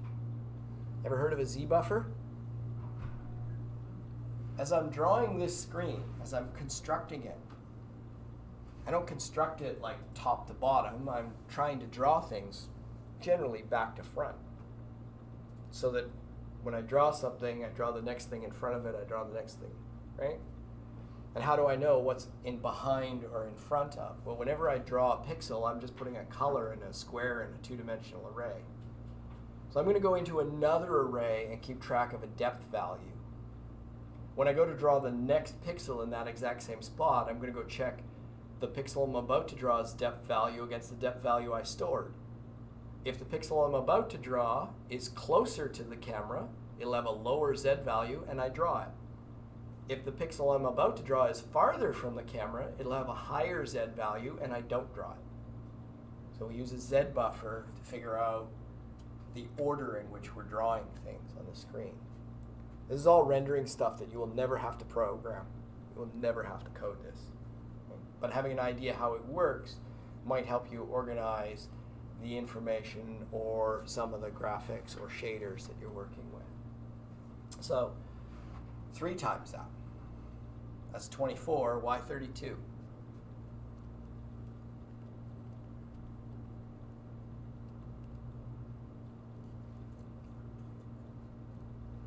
Ever seen a screen that's like black coming in around the edges, or has a fuzz or a blur on it, or has motion blur in it, right? Or is tinted a specific color, right? Those are called post-processing effects. And in order to generate that post-processing effect, I need the whole scene drawn first, and then I need to transpose it. I need to take that whole screen and create a copy of it with this effect applied. I need to apply the blur effect and draw it somewhere else. Where am I going to draw it? Well, that's that last 8. That's why 32. That's at 1920 by 1080, you'll notice. Remember what I did, 1980 by 1020? Okay. That gets put out as a 4K screen. Because then we use the hardware upscaler to upscale that to 3120 by 2480 or 2180, whatever it is. I've stopped remembering the numbers now. And that's where we get into some more of this stuff, like how wide is this bus? It's a 64-bit bus. How fast is that memory? And all the while, our hardware manufacturers are trying to balance the best specs with the fact that they got to keep the price per unit at $300 to $400, probably more like $250. Right? It's like building your gaming PC for $300 is what they have to do. Which is why your PC is always going to be better looking than a console. Always. Right? For $3,000, I would hope so. It's also upgradable that your console isn't. Right? On the other hand, any idiot can hook up a console, especially these days. Let's see. The HDMI port fits one way. HDMI on the TV fits one way. Yep, that's it, I'm done. Yeah, Right? That's pretty much it. Yeah. That's pretty much it. Turn it on, and what happens? Doesn't matter whether it's Microsoft or Sony, it's like, let's configure your console for you. Enter your name, enter your login. Right? We're just entering stuff in software there, posting it out to the world. All right, so these 2 operating systems have this idea of the way they should work. PlayStations, well, Sony and Microsoft kind of hate each other. So recognize that PlayStations and PlayStation development devices are Linux only. You get to run Linux and their version of Linux. And then Windows is the preferred operating system for doing the development for Xbox and Visual Studio. And there's a paid plugin for Visual Studio called Visual Studio Xbox Development Kit. And you add that Xbox Development Kit to your Visual Studio, and it lets you go connect to any Xbox on your network. And when you push play, it compiles, links your Xbox code against the Xbox libraries, automatically uploads it to the connected Xbox, runs the debugger, and starts your game on the console. Slick. Works really, really well. On the PlayStation, it's running a copy of FreeBSD, IC, There's actually two computers in a development kit for the PlayStations. One's a Linux PC motherboard, and the other one's the PlayStation board. They're in the same chassis. And, well, none of the Microsoft tools work. So you get to use the command line debugger. Right? Now, most people hate that. So what most studios I've seen do is they use Visual Studio as well, but Visual Studio lets you configure custom targets. I don't know if you're familiar with Visual Studio, but there's a thing in the top that says I want to build like a C#.NET app, or I want to build a C++ app. Well, you can make custom ones of those. So people often make a PlayStation one, and they'll use a third-party tool. There's a company called SN Systems that charges you something like $1,500 a seat to buy their compiler, which compiles PlayStation 3 and PlayStation 4 code, and it's a Windows-based compiler. So you can then set up Visual Studio Code, or Visual Studio rather, to have a custom config that runs this SN compiler, compiles your PlayStation code, copies it up through the network to your PlayStation, does effectively the same thing, runs the PlayStation debugger, and brings the information back to Visual Studio. So you can kind of do the same thing. It just takes a lot more work to set up in the beginning. Okay. What else? Yeah, strangely enough, I think the Xbox One runs Windows 10 as a kernel, right? So strip the UI off and replace it with a different UI. The Xbox 360 ran Windows 8. I don't know why they chose Windows 8, not Windows 7. And of course, the PlayStation is just like, they just don't want to touch anything Microsoft or anything Microsoft know anything about what they're doing. Kind of keeping down this same stream, things you need to know that are different. There's a couple different chunks of memory in your Xbox, both the Xbox One and the 360, and some of it is used by the operating system, so it might have 32 gig of RAM in it, but you only get like 28, and that's just tough. Deal with it. The operating system, the Windows part, is always running in the background, and you use the system libraries to get access to resources. Typically, this is a problem for game developers. You know, they want explicit timing. They don't want to know there's some process in the background that's going to interrupt them at a key moment of your game. PlayStation 4 has a very different memory architecture in that it's pretty much completely flat, but you're limited to only 5 gig of RAM. So you have to fit your whole game there.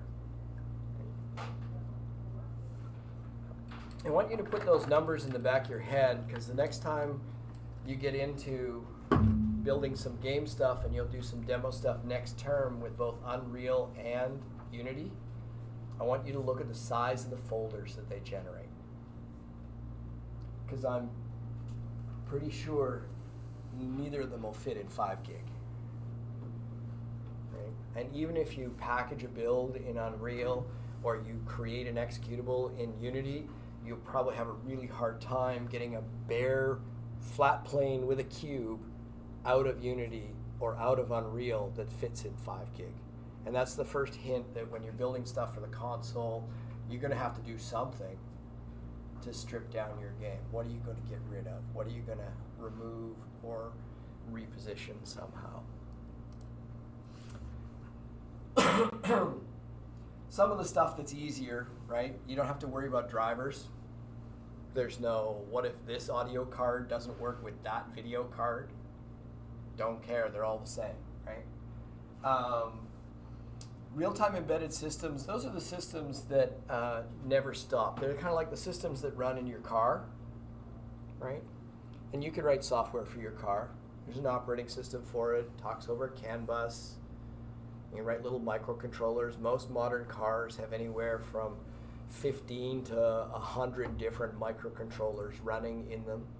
So there's a microcontroller running your anti-lock brakes. You kind of don't want that to fail, and you kind of want it to run in real time, right? Because it would be bad otherwise. Right? If you have a car that has steering that's steer by wire, or a throttle that's steer by wire, same thing, another controller that runs every different thing. So there's a few complexities if you're building real-time stuff. The other example I use for real-time stuff from my pre-gaming days is we did software controllers for sawmills, because we're in BC, right? And one of the things that microcontroller had to do for the sawmill was handle the stop button. There's something about a 6-foot diameter spinning circular saw in a sawmill that when you hit the stop button, you kind of want it to work, like now. So real-time embedded systems, they're really fine-tuned so that the software never dies, never breaks, and is doing updates on a millisecond basis. They're timed out.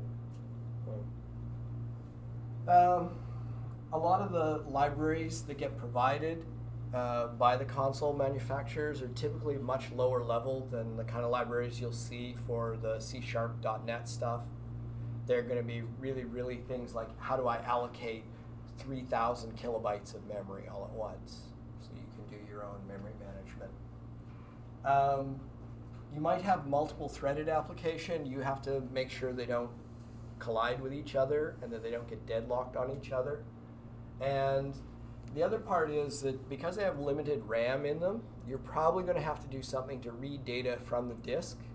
And reading data from the disk is going to be excruciatingly slow by comparison. So you're going to need to do some stuff in your code to be able to like tell that controller to start reading data from the disk and put it in this chunk of memory that you don't have much of, and then alert you to when that amount of memory is full. And that probably means you're going to have to do some work offline to figure out how are you going to store the stuff on disk. You know, you're going to have one big file, but in that file, how are you going to arrange the data that you create? And don't worry, because by the time you're done here, I'll show you how to do all this file rewrite and I/O and stuff. All right? It's just about figuring out the math behind it. So if you're constrained on memory this way, you know, what, typical characters anywhere from 100,000 to 300,000 polys these days, just to give yourselves an idea. So that's about 3 megabytes. What did we have on the PlayStation? 5 megabytes total. So how do I get a 3 megabyte character into a 5 megabyte RAM game with a world, with game code, and 100 enemies on the screen? And if those things are starting to sound challenging, then you start to understand why console developers think of themselves as slightly more advanced than PC game developers. Now, to make this easier, software developers built tools to help make building software easier, right? You don't really want to write everything in C++ from the ground up. So we started to develop game engines or frameworks to help us build games. And these days, we don't really write games from the ground up, and there's very few people left that know how to do that. What we do is we do use our game engines to help make it easier. And really what they're doing is they're giving us a shortcut. They're saying, look, everybody does these things, and everybody predominantly does them the same way. So why are you all rewriting the same software all the time? Instead, why don't you just use my thing, which does it really well, that I've optimized, and just focus on your game part. Now,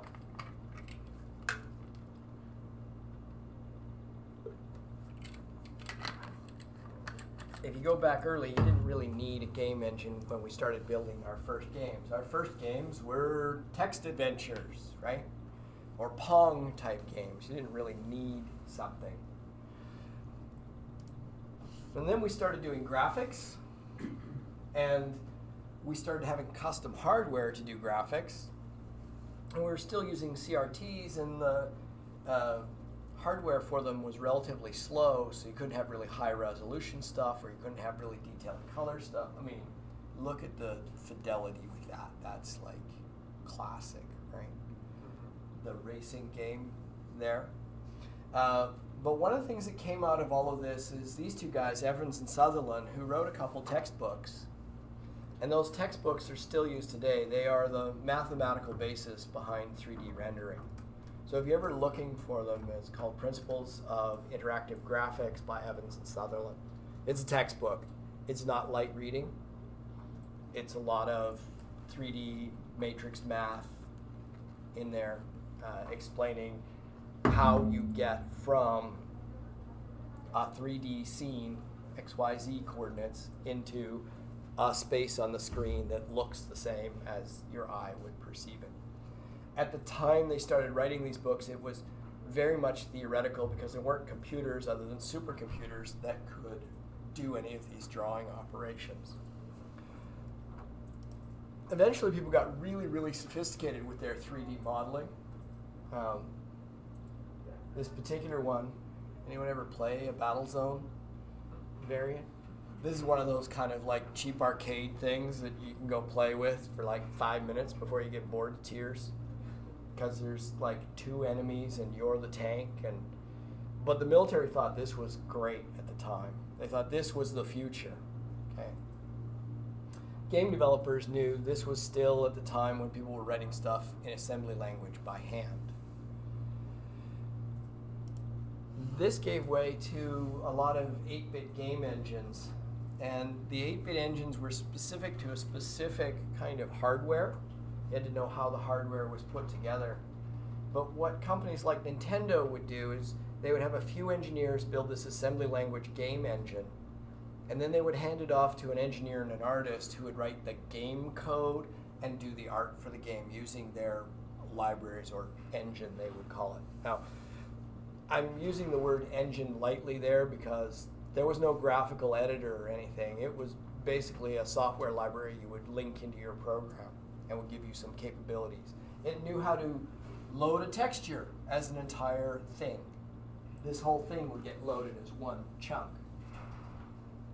And then it would know how to use U and V coordinates. You know, if you mapped everything from 0 to 1, both directions, you could use fractional measures, 0 to 0.001 in X and Y, and that would give you the size of this square. And so you could use a library that would give you, with a bunch of coordinates, an easy way to pull a piece out of this and position it somewhere on the screen. Right? So you're grabbing a chunk of a 2D graphic and then reorganizing, reorienting it, and drawing it somewhere else in the screen buffer. And so the programmer would then at that point go, okay, let me set up some code so that I can refer to each of these by name. And when I call a function, I'll say the name of the thing I want and the new position I want it drawn at. I'll write a function that does that. That's kind of how we would build things. Okay. As we added 16-bit game engines, we started to get larger, more detailed textures. And we started to introduce pseudo 3D, things that looked kind of 3D, by simply putting stuff in layers. And if you shift the layers at slightly different times, it creates a parallax effect. And you're like, ooh, cool, it's kind of 3D. Right? I love looking at this stuff again too, because inevitably somebody in term 3 will be like, I want to do a cool pixel art game. And I'm like, no, we went there, we did that, we moved on, why are you going back? Right? These things don't necessarily look great, but they are a good exercise in manipulating images to fit in a particular area. It is interesting to note this particular one because next term we're going to build one of these. Like this. This will be simpler, I guarantee you. Like term 2 or term 3? Like term 2. Like a week from now. You have all the skills you need to build that, right? Yeah, I've been a top before. Awesome. Yeah, no, it'll be fun. Trust me. The first 3D engine, I don't know if anyone knows what a Sinclair ZX81 is. Okay. was this little hobby computer that people sold relatively cheap before the Apple came out. It was one of these programming computers where there was no way to store anything. So like you'd get a magazine from the store and the source code would be listed in BASIC inside, and you'd have to like type all the source code in and then tell it to run. And it would do something silly or stupid like your lizard man walked through this 3D maze. Yay! Right? And if you turn the computer off, well, next time you start it up, you got to type the program in again, right? Because there's no way to store anything. Now, as these kinds of games are popping out, we're starting to see, probably by the mid-'80s, certain kinds of games are allowing people to get creative with how they use some of these techniques. And this is one of the first ones. Ultima was an RPG game, and they had this idea that they would have this map. And so they built themselves a level editor. They let them paint on a 2D map, like a piece of graph paper, right? Where it's black, there's a wall. And then they had tile-based 2D graphics based on that kind of wall. So some sophisticated programming to let them say, I am here, and I am looking at this, what tiles make this up? And let me go draw those tiles and then crop them in, and then I'll add my RPG elements by adding some user interface around the outside. You notice how low res the screens are, but at the time, fairly high color saturation. So you get some really interesting ideas. And that gave you the idea that you were in 3D. And the guys who really perfected this were the guys who made Doom. And specifically before that, they made Castle Wolfenstein. Now Castle Wolfenstein and Doom are 2D games. And they use an interesting little trick called raycasting to make it happen. Okay? Now, follow with me. There's one picture here that makes this easiest, but same idea for level editor. Okay? Black areas are walls. Now, when I go to draw this, I'm in a certain position here. From that position, I cast invisible fake rays in 2D every few degrees in all directions. Now, where the camera's facing. Okay? Where the camera's supposed to be. And I can figure out what those things intersect by using the simple equation for a line, and starting from where I am, I draw a line out until I run into something that is a wall of some kind. And I keep track of how long I went to get there, like what's the distance, okay? And it's literally just walking along a line. You just kind of walk in small increments. As I walk along that line, I get all these distance calculations. Then I do something really interesting. For each of these rays, you can see a block here. The height of the block is directly related to how close it is to me. Close things, tall block. Far things, small block. When I start doing little slivers like this, you'll start to notice it kind of looks like 3D. Clever, right? Now what happens when I start making a lot more ray casts? What happens if I made these blocks half the size they were and did twice as many ray casts? I get a better fidelity, right? I get a better look.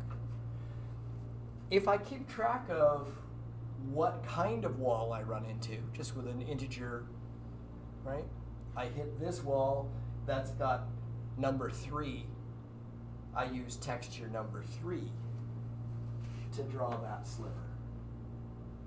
And all of a sudden I get this kind of 3D look, even though it's only a 2D game. Right? So clever use.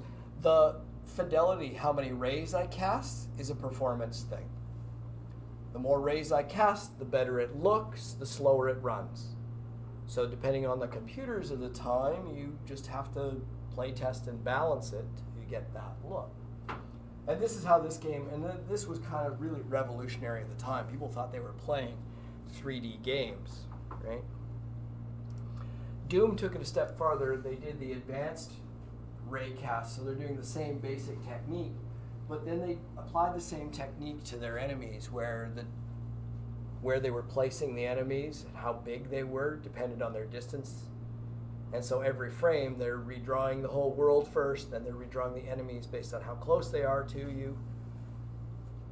And of course they've got a little bit of animated graphic in the heads-up display, which is your shotgun, and then all the stats that they're putting in there.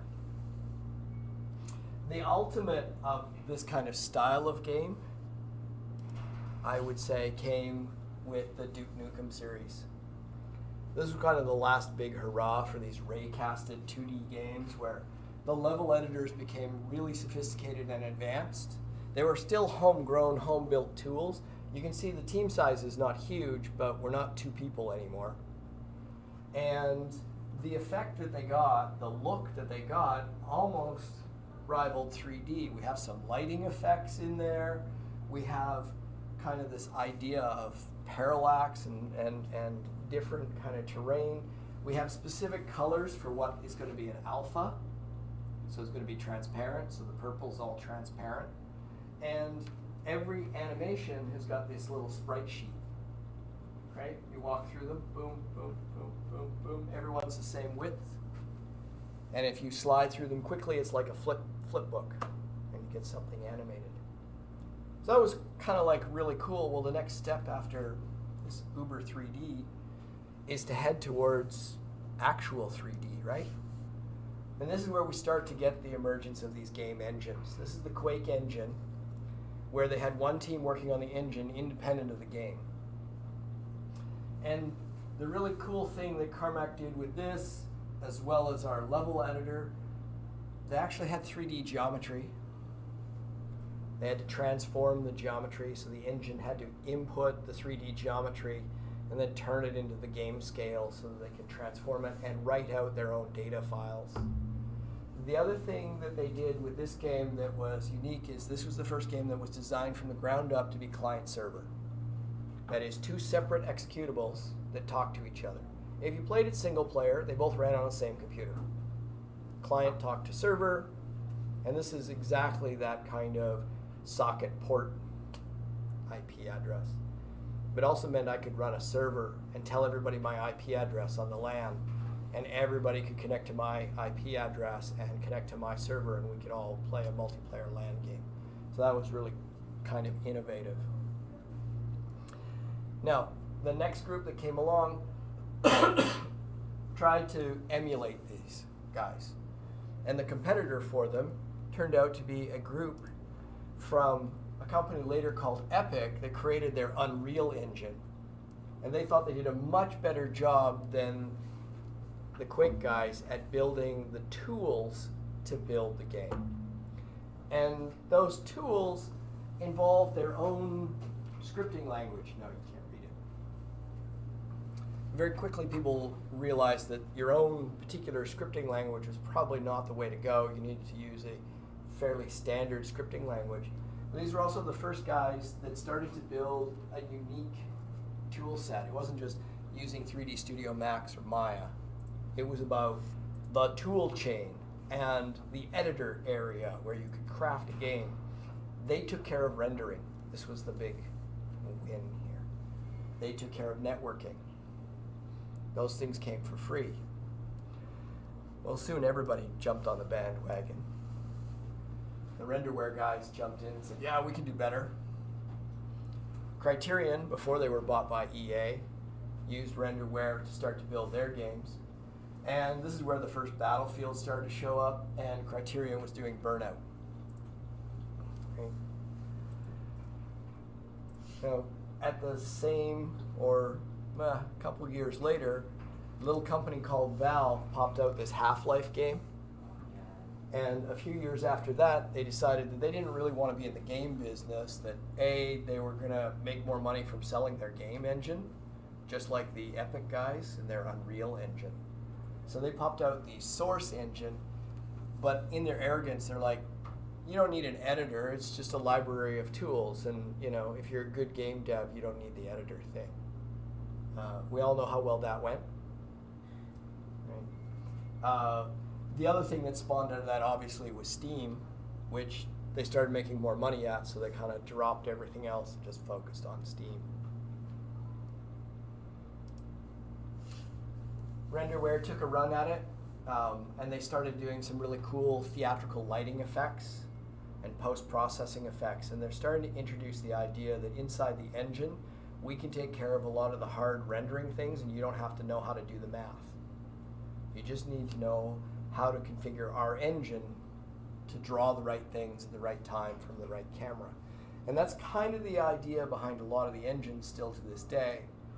They take care of the hard stuff: physics, rendering, lighting, asset import, and pipeline. Okay? You take care of gameplay, and you take care of, in some cases, network and networking. Of course, Unreal came up with, hey, we're not going to use our proprietary scripting, we're going to use our visual scripting language, which has been, and up until very, very recently, is the personification of spaghetti code, where everything is interconnected to everything with no particular rhyme or reason. And unless you're extremely disciplined, you get a real mess out of this. The good news is, you guys aren't going to use Unreal 3 either. A couple other engines that came and went. There's the Rage engine, which Rockstar uses. That's their own internal homegrown engine. Right? So just because you're learning a couple engines here with us, they're the public domain engines. But if you got a job with Rockstar, you may have to relearn their engine and how it works. If you wanted to invest a ton of money in something that was going to burn through cash, you could do this. CryEngine took the approach at the time that GPUs were emerging and doing great things. They were going to cut off all the low-end PCs out of the market and just develop for the high-end PCs. Now, the interesting part with CryEngine here is, rumors aside, it didn't really last all that long, and the games never really did great. They were great tech demos and pieces, but they were enough that the company got bought. Now, who bought the company? Epic. No. Amazon bought a version of theirs. Amazon. Oh. And Amazon renamed it Lumberyard. Lumberyard. Oh, that's It's really just a library. There's no editor here. Okay? It's just a rendering library. There's a couple oddballs, right? This one called Praetorian. They did a couple games with it. People thought, wow, that's some really cool ideas, but they started to realize that a lot of these game engines kind of all did the same thing. And again, there can be only two, right? So the next one, Unity. Now, Unity was kind of a spin-off. There were a few guys working at DICE for Electronic Arts who proposed the idea of building an engine and got turned down. And so they left DICE and said, we're going to do it on our own. Became Unity. We're going to give it away for free. We're going to give it to all the indie devs for free. Everybody's going to love it. But it took a while for everyone to love it. Okay. In the meantime, EA internally built their own engine called Frostbite, which we can only surmise are based on a lot of the same concepts and principles because it kind of came out of the same place. Right? That Frostbite engine doesn't look all that different. Right? This is my secret stash of Frostbite screenshots. So if you get a job with EA, all your Unity work doesn't necessarily go away, but you got to learn a whole new engine again. Okay. Not every team in EA uses the Frostbite engine, just to be clear. Right? If Frostbite doesn't have all the features they need, and they have an engine already that runs that has all the features they need, they'll continue to use that until Frostbite exceeds their capabilities. But I think Burnout, Need for Speed, and Battlefield are the big ones that use Frostbite. Of course, Unreal continued to improve their efforts, and the latest versions of the editor are actually quite slick. Most of the instructors are playing with Unreal 5 right now, which we're not going to roll out until we're convinced it does everything nicely. The upside of Unreal 5 is you get pretty much photorealistic rendering. This is very close, but not quite there.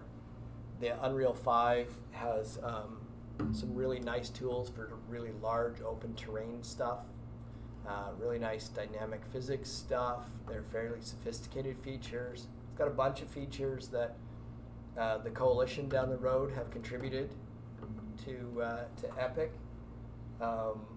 It has a few minor hiccups, like you need an RTX graphics card to run it, period. It will run in 32 gig of RAM, but it prefers 64. And you need a fairly fast Core i7 at a minimum.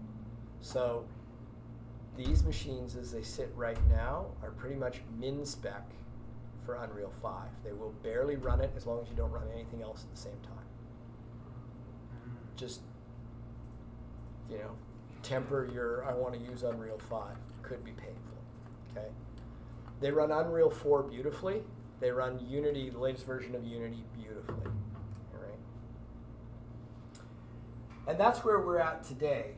Now, I'll give you an idea of some of the kind of crazy things you do. We're going to take another 5-minute break. And when we do, David's going to go steal some hardware for me. And we're going to play with some old school game consoles, but the actual debug versions. And we'll show you the kind of stuff we used to have to do to build tools into the engines to be able to see and debug some stuff. All right? And I'll probably have to turn the camera around to see that.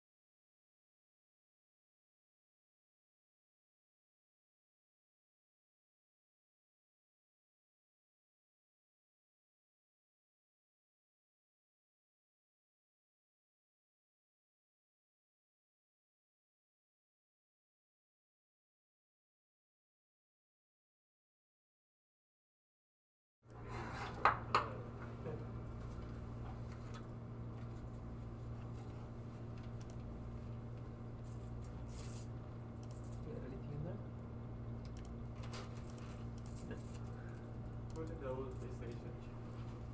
No, John's PlayStation. Yeah.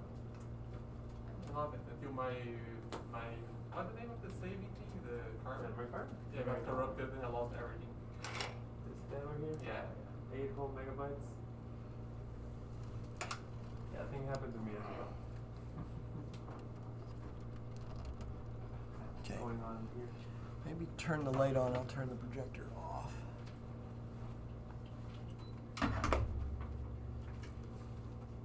So it's easier if you get closer so you can see.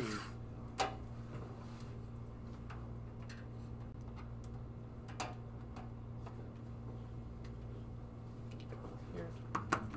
Which one did you throw in? I haven't thrown anything in. Let's check. Yeah, SX3. SX. M8. M8? See if that one will boot. This guy? Yeah. What, that's milestone 8 or what is it? Yeah, it's milestone 8. How many you did for that one? We would have pressed 100 plus discs for each one. Oh no, I mean like how many milestones? 12.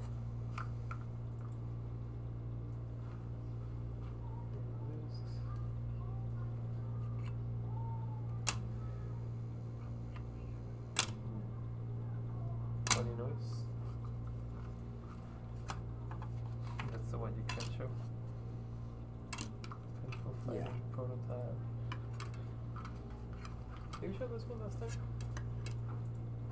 No.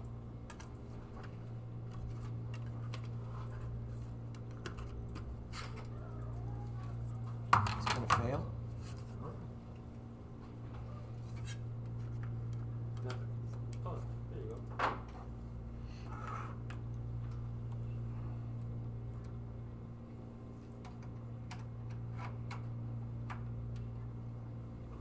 Look it up with the screen.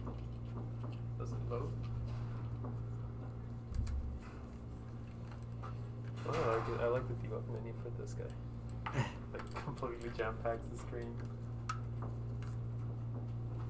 You know what I'm saying? There we go.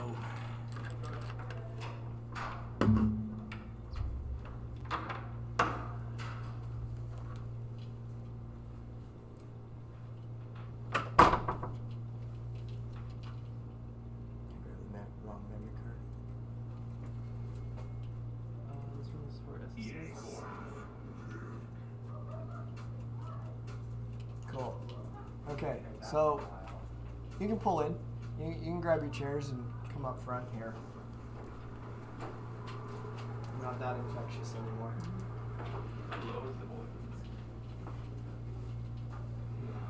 Turn up a little. But mostly, I wanted to. Hey! Okay, really old game. This is a mid-milestone build on a debug PlayStation kit. Essentially, all the producers, we never really got enough of a chance to play the games at work and test things out, so a lot of us took the kits home. And then they became obsolete and no one ever asked.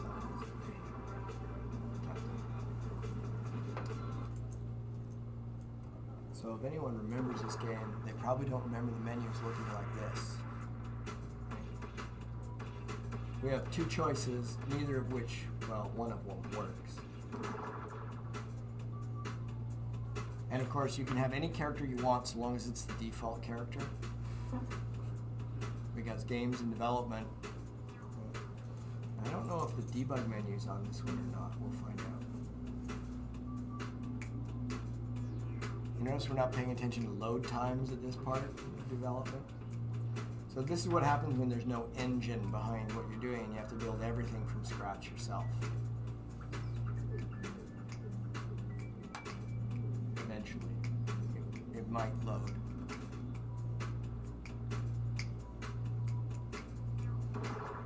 When I push the button. Bad UI. This is why the whole UI was thrown away and rebuilt.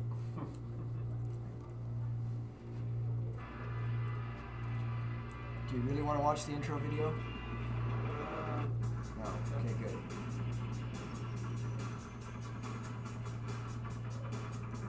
Look at how bad that looks. This was a launch title of the PlayStation 2. Started out on the Dreamcast. Dreamcast died. So we flipped to the PlayStation 2, and Sony provided us with some hand-soldered PlayStation 2s over Christmas so we could help port it with zero documentation.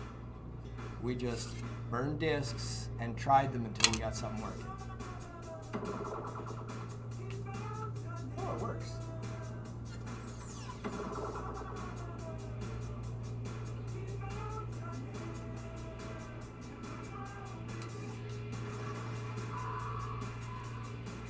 Don't hit the tree.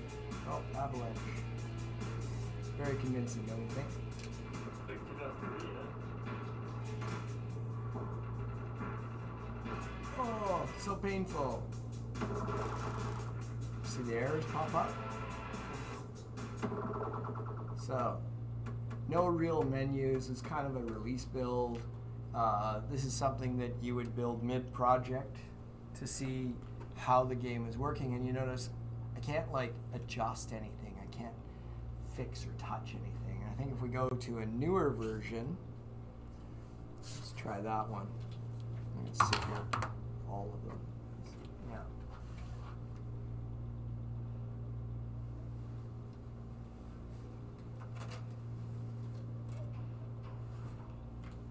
Now this is the alpha build, so like 4 milestones later, and each milestone typically is a month.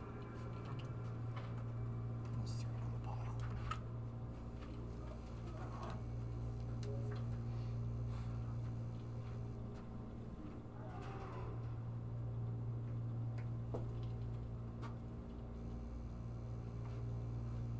So the other thing that happens when you're doing these console games is that in order to get them accepted by their respective companies, they have to do a guideline check on them, and they'll spend about a week doing it. And that guideline check is things like, so if I yank the controller right now, does it behave properly? If I yank the memory card, does it behave properly? I always remember the Nintendo one is that, you know, the user can't lose any data when you pull the power out. Just, that's right. You're not allowed to lose data even though you pulled the power out of the wall. Or you failed their guidelines check. Like, how does that work?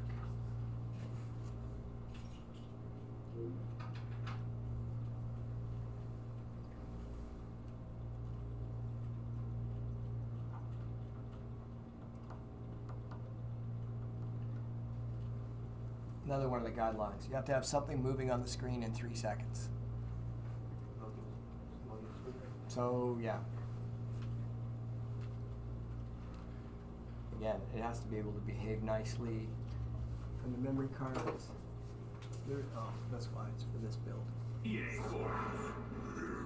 that's nice. Whole certification process for this, which was a pain in the ass. And I don't think it did anything to help sales. I mean, you see it once you bought it, so. Calibrated screens for every artist. We had to preview the game for every QA test in a special room that had the right color gray paint on the walls and the right lighting in the ceiling. Yeah.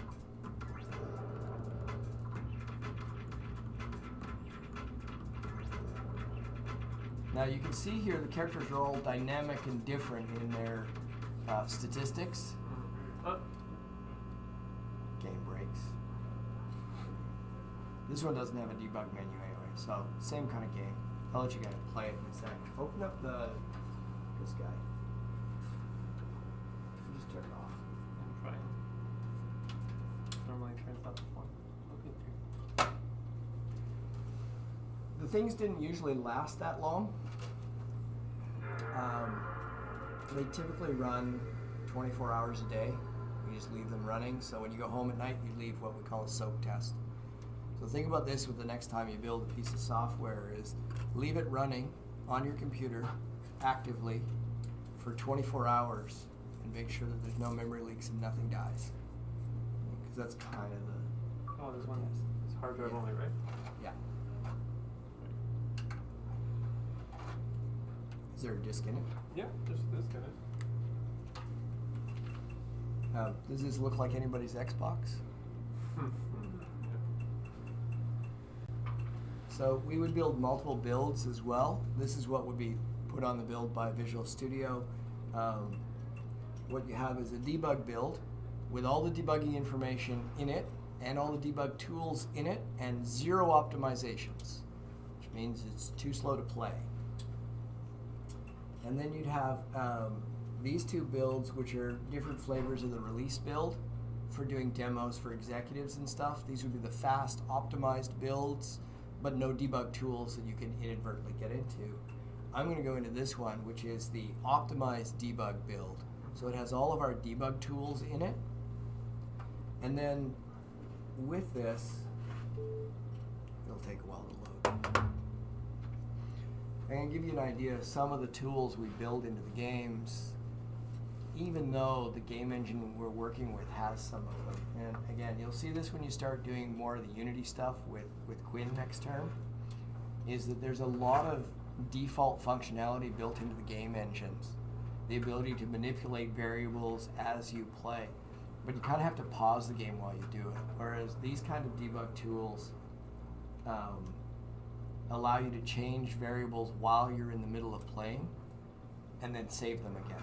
So first things you see, we've got some debug stuff on the screen, and you notice it's all about memory.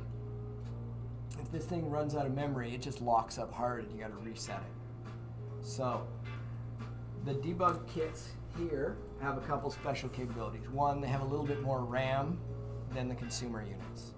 So you can fit some debugging code in and see what's going on, and you're like, oh, it turned red, it's going to die on the consumer unit, and it hasn't quite died yet, so I can figure out why. The other thing is there's no copy protection. I mean, the discs are just regular old DVDs, burned on a regular old DVD burner on a regular old PC. And in fact, if you took any PlayStation 2, PlayStation 3, PlayStation 4, Xbox, Xbox 360, Xbox One disc, and put it in the DVD drive in your PC, you can read it just fine, regardless of the copy protection that's there. You can copy the files off it. There are some hidden files on there that you won't copy by default. If you try and burn them back onto another disk, that disk won't boot.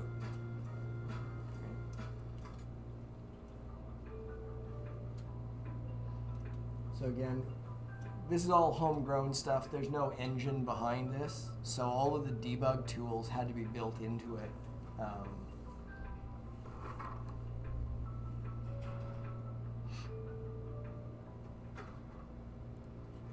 And I'm not anywhere near as good as this game as I am at the other. Dude, the community center is a perfect place to learn the basics. But you get an idea of like what physics state we're in. We've got the memory stuff going on here. You notice we put a version number in, right? And it's just a number that we put in our code. But one, if someone reported a bug, we'd ask what version of the software they're on. Because if we're 5 versions ahead of that, we might just like, we'll just test it again, right? The other thing is, 2 people playing online, and they say, oh, the game's all broken, it won't connect. 9 times out of 10, what we find is they're playing 2 different versions. And we're like, well, of course they're not going to connect. They're talking kind of different languages between them. It's not going to work. We got the memory stuff down here. I can play the game. I can crash.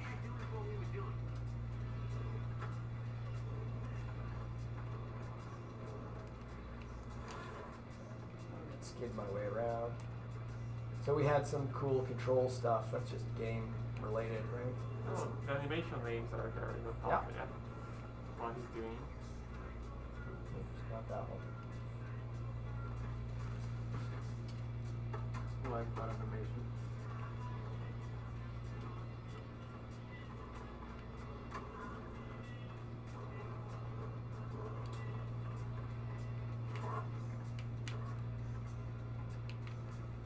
The other 6 guys. That's the drawing on the screen. You're not very good at it.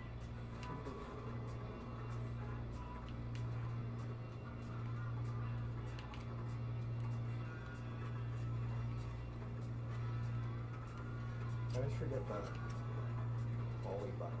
You have to flick the right stick down and then up. What was the left stick? No. There we go. Hey, let me see you do a nice big ollie.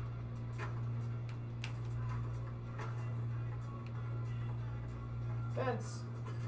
Okay. Now we get to the fun part. This is the debug menu. So, it didn't get built all at once. People added the pieces in as they needed them. Configuration variables were for the designers to tune the game. So, as a programmer, you put in all the defaults as your best guess, And you can either spend all day listening to a designer saying more of this, less of this, more of this, or you can just be like, hey, we'll just give you the variables, you tune it yourself. Here's the list of debug variables. These aren't the variables, these are just the categories. So if I want to look at the animations, here's the set of configurable, tunable values for create a character skeleton. Let's turn that on. And we don't want to turn too much stuff on.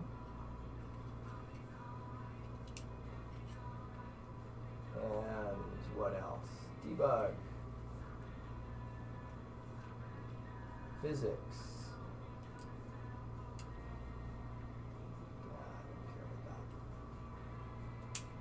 I can teleport myself anywhere in the world. And I don't want to do any of the profiling. Multi-threaded. Oops.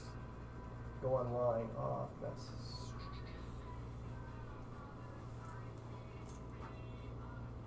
Let's go to the attribute system. Oh, no, not that. So the live link was to live link it with your Visual Studio. So that as you change these variables, they got changed on your PC, so you could save them again and commit them to the source control.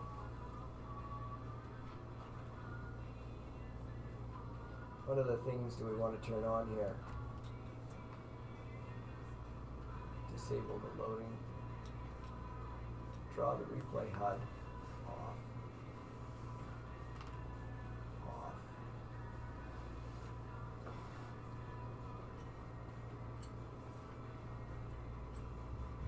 NIS is non-interactive sequences. Physics. Collision parameters. So like every parameter you can think of in the game has got something in here you can tune. Velocities, collisions, drop triangle. Did you like adjust how fast he walks or skates in here too? Yep, if I could remember where it was. Skateboard did it? Jumping. No. Skateboard? Skateboard, maybe. No. Where else do you think it would be? Speed conservation? No. Help drastic info.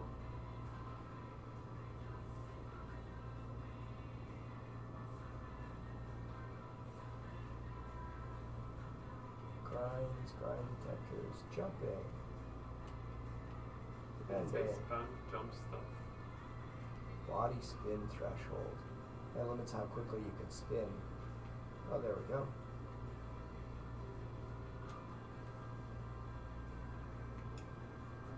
The last one, straight speed threshold.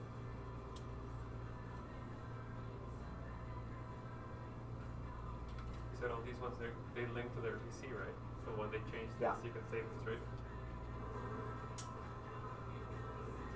I'm already going faster.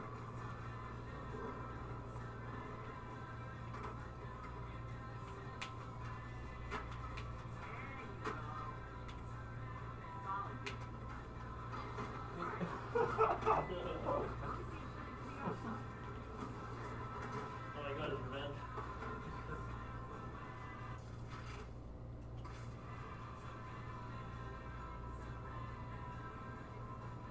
It's heavy.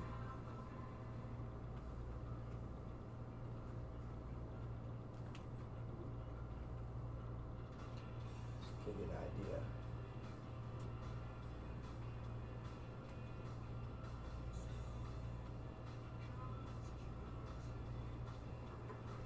Now I'm in manual camera mode. Manual camera.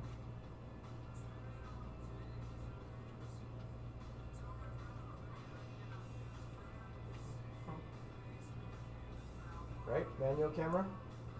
You like the frame rate? Nice. Okay. Part of it's slow because I'm drawing all the trigger volumes as well that you can collide with. And you notice how the frame rate changes depending on what I'm looking at.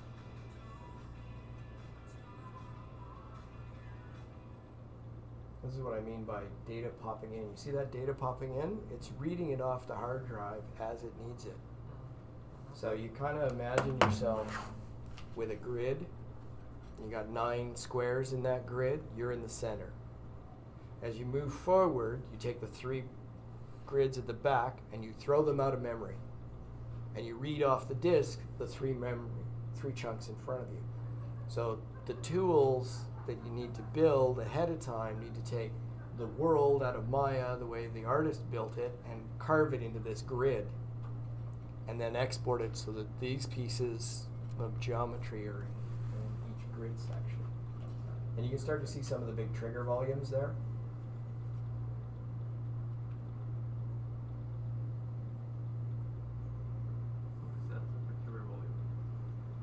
That's separate from the main map, no?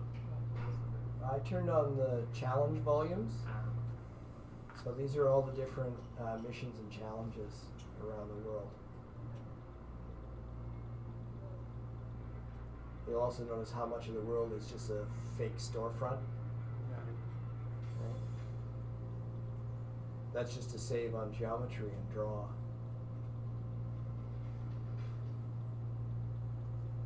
Let it catch up.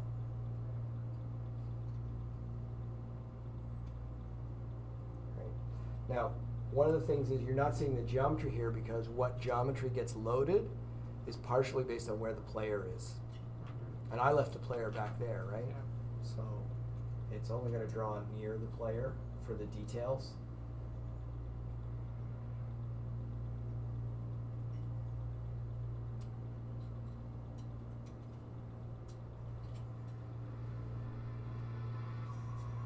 And you can start to see the rails actually have special volumes on them, Yeah. right?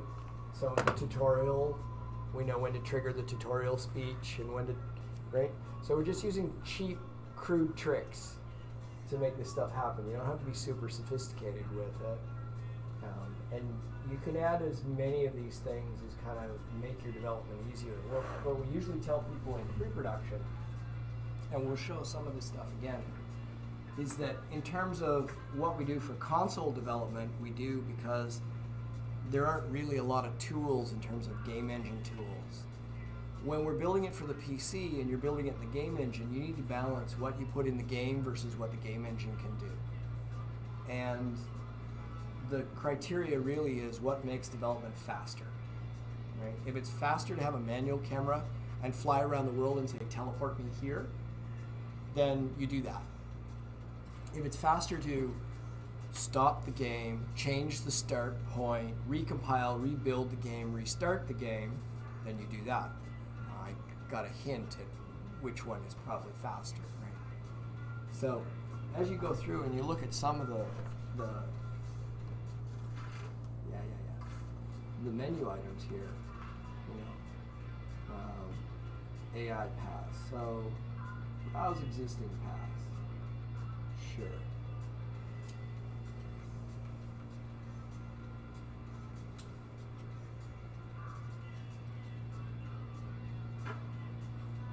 Now we got some more triggers here.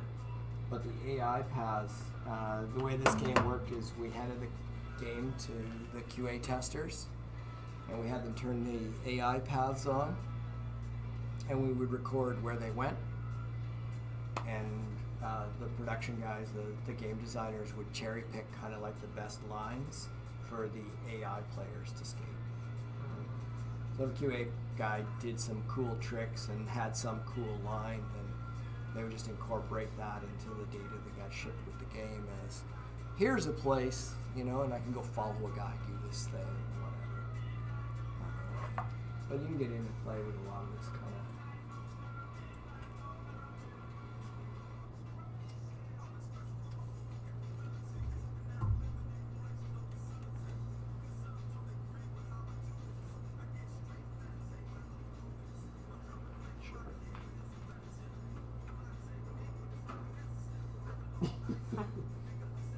Hard to see so many.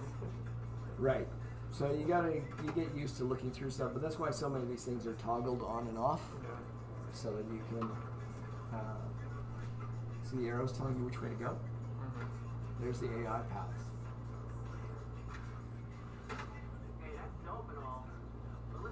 to what we came here to do. So what's the value of me having AI paths that the player can follow? Yeah, that's pretty dope and all.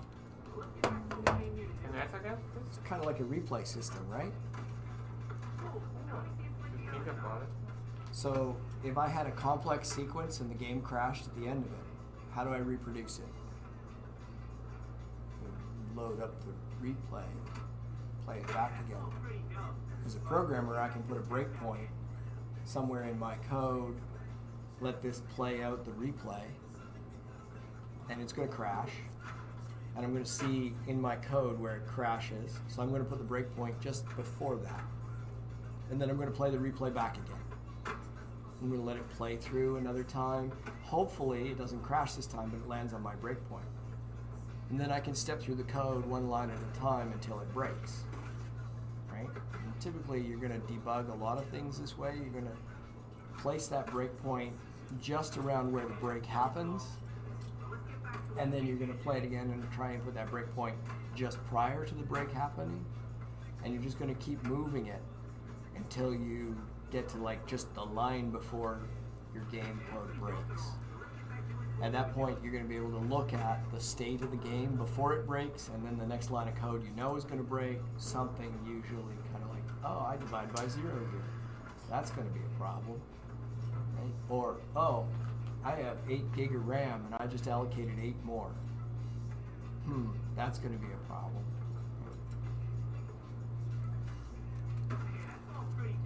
Is anyone good at this game? Used to be that.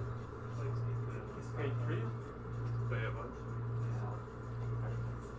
Where's all the stuff I turned on? It's fine. This is Skate 3? I think that's pretty recent. Oh. This is Skate 1. No, he's asking about Skate 3.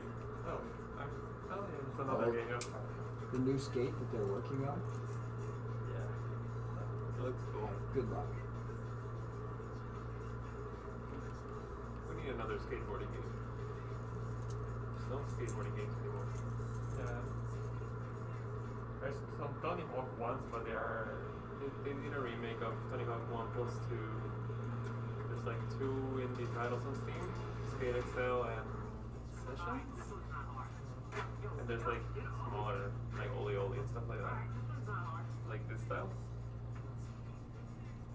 Look at that Xbox, man. Where's he going? Hey, what are you doing? Those AI pads are kind of like suggestions and they can blend between one and the other, or is it just hard set? There's typically, if there's only one on, I mean, I did something weird there. Is I set the player to follow the AI paths. It's probably crashed. Yeah, nothing's moving.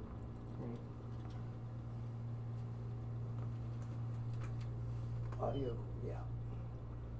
Turn this one on again. Sure. Sure. You can give it a try.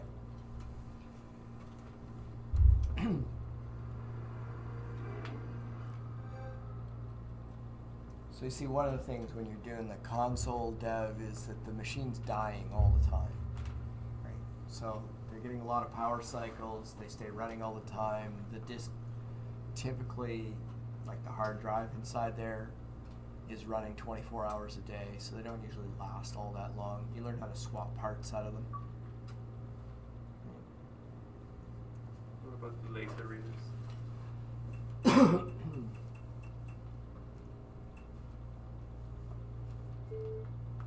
How about that one? I don't even know. NA version? Was demo on NA? Is NA just full release for NA?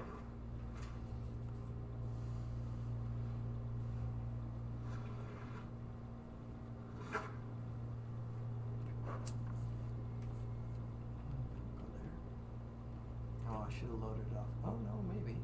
This might have everything unlocked. Which build is this one? Just one of the many. God knows. Were those sequential or you said just random numbers? Well, they were just sequential. Okay. You had 347,000 versions? Oh my god.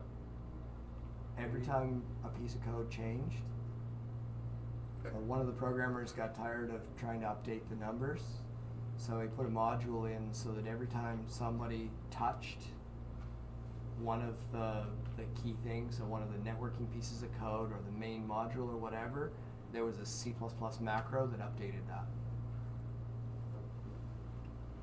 It was automatic. Yeah.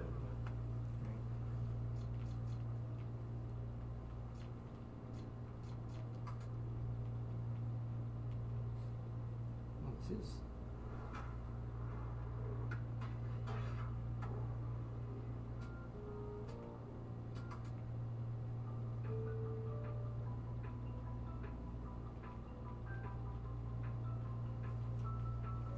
Whole front end,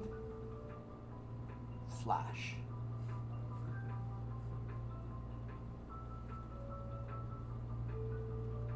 There's a library out there called Scaleform that takes Flash and turns it into.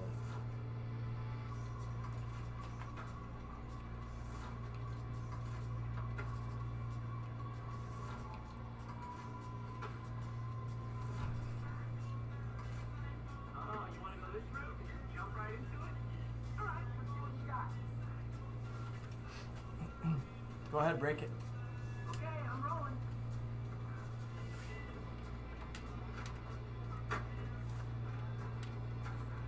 Your trial as a gameplay tester too is go in and tune one thing and see if it feels different. So like go and try and play with the rotation speed.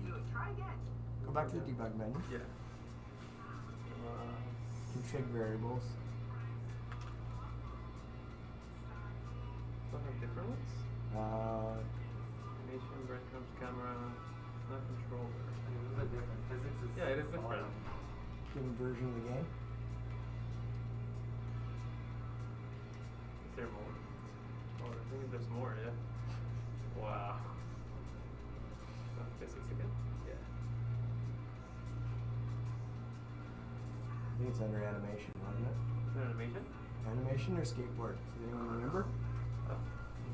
like the skateboard. No. What's it? So, Speed conservation. no. There's surface types in there too, so the skateboard will either slide or slow down or speed up. Is it limits? Up.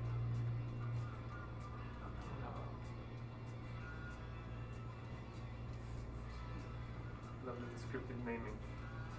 Spew jump stuff. When you have this many menu items, sooner or later you start running out of names for things. Yeah.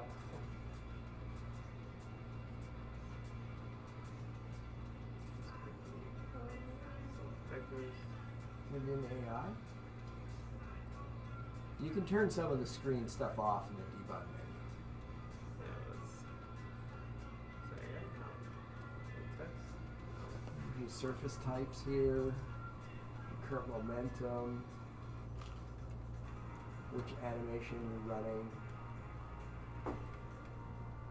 Reckoning.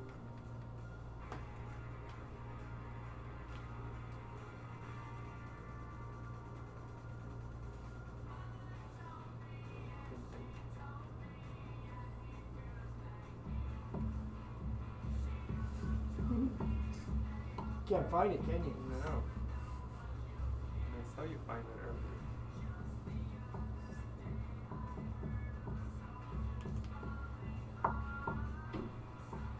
Go back a moment. Yeah.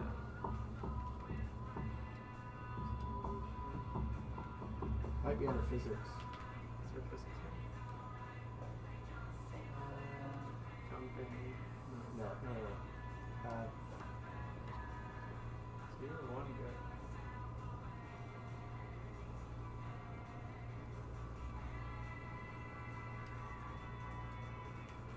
What are breadcrumbs?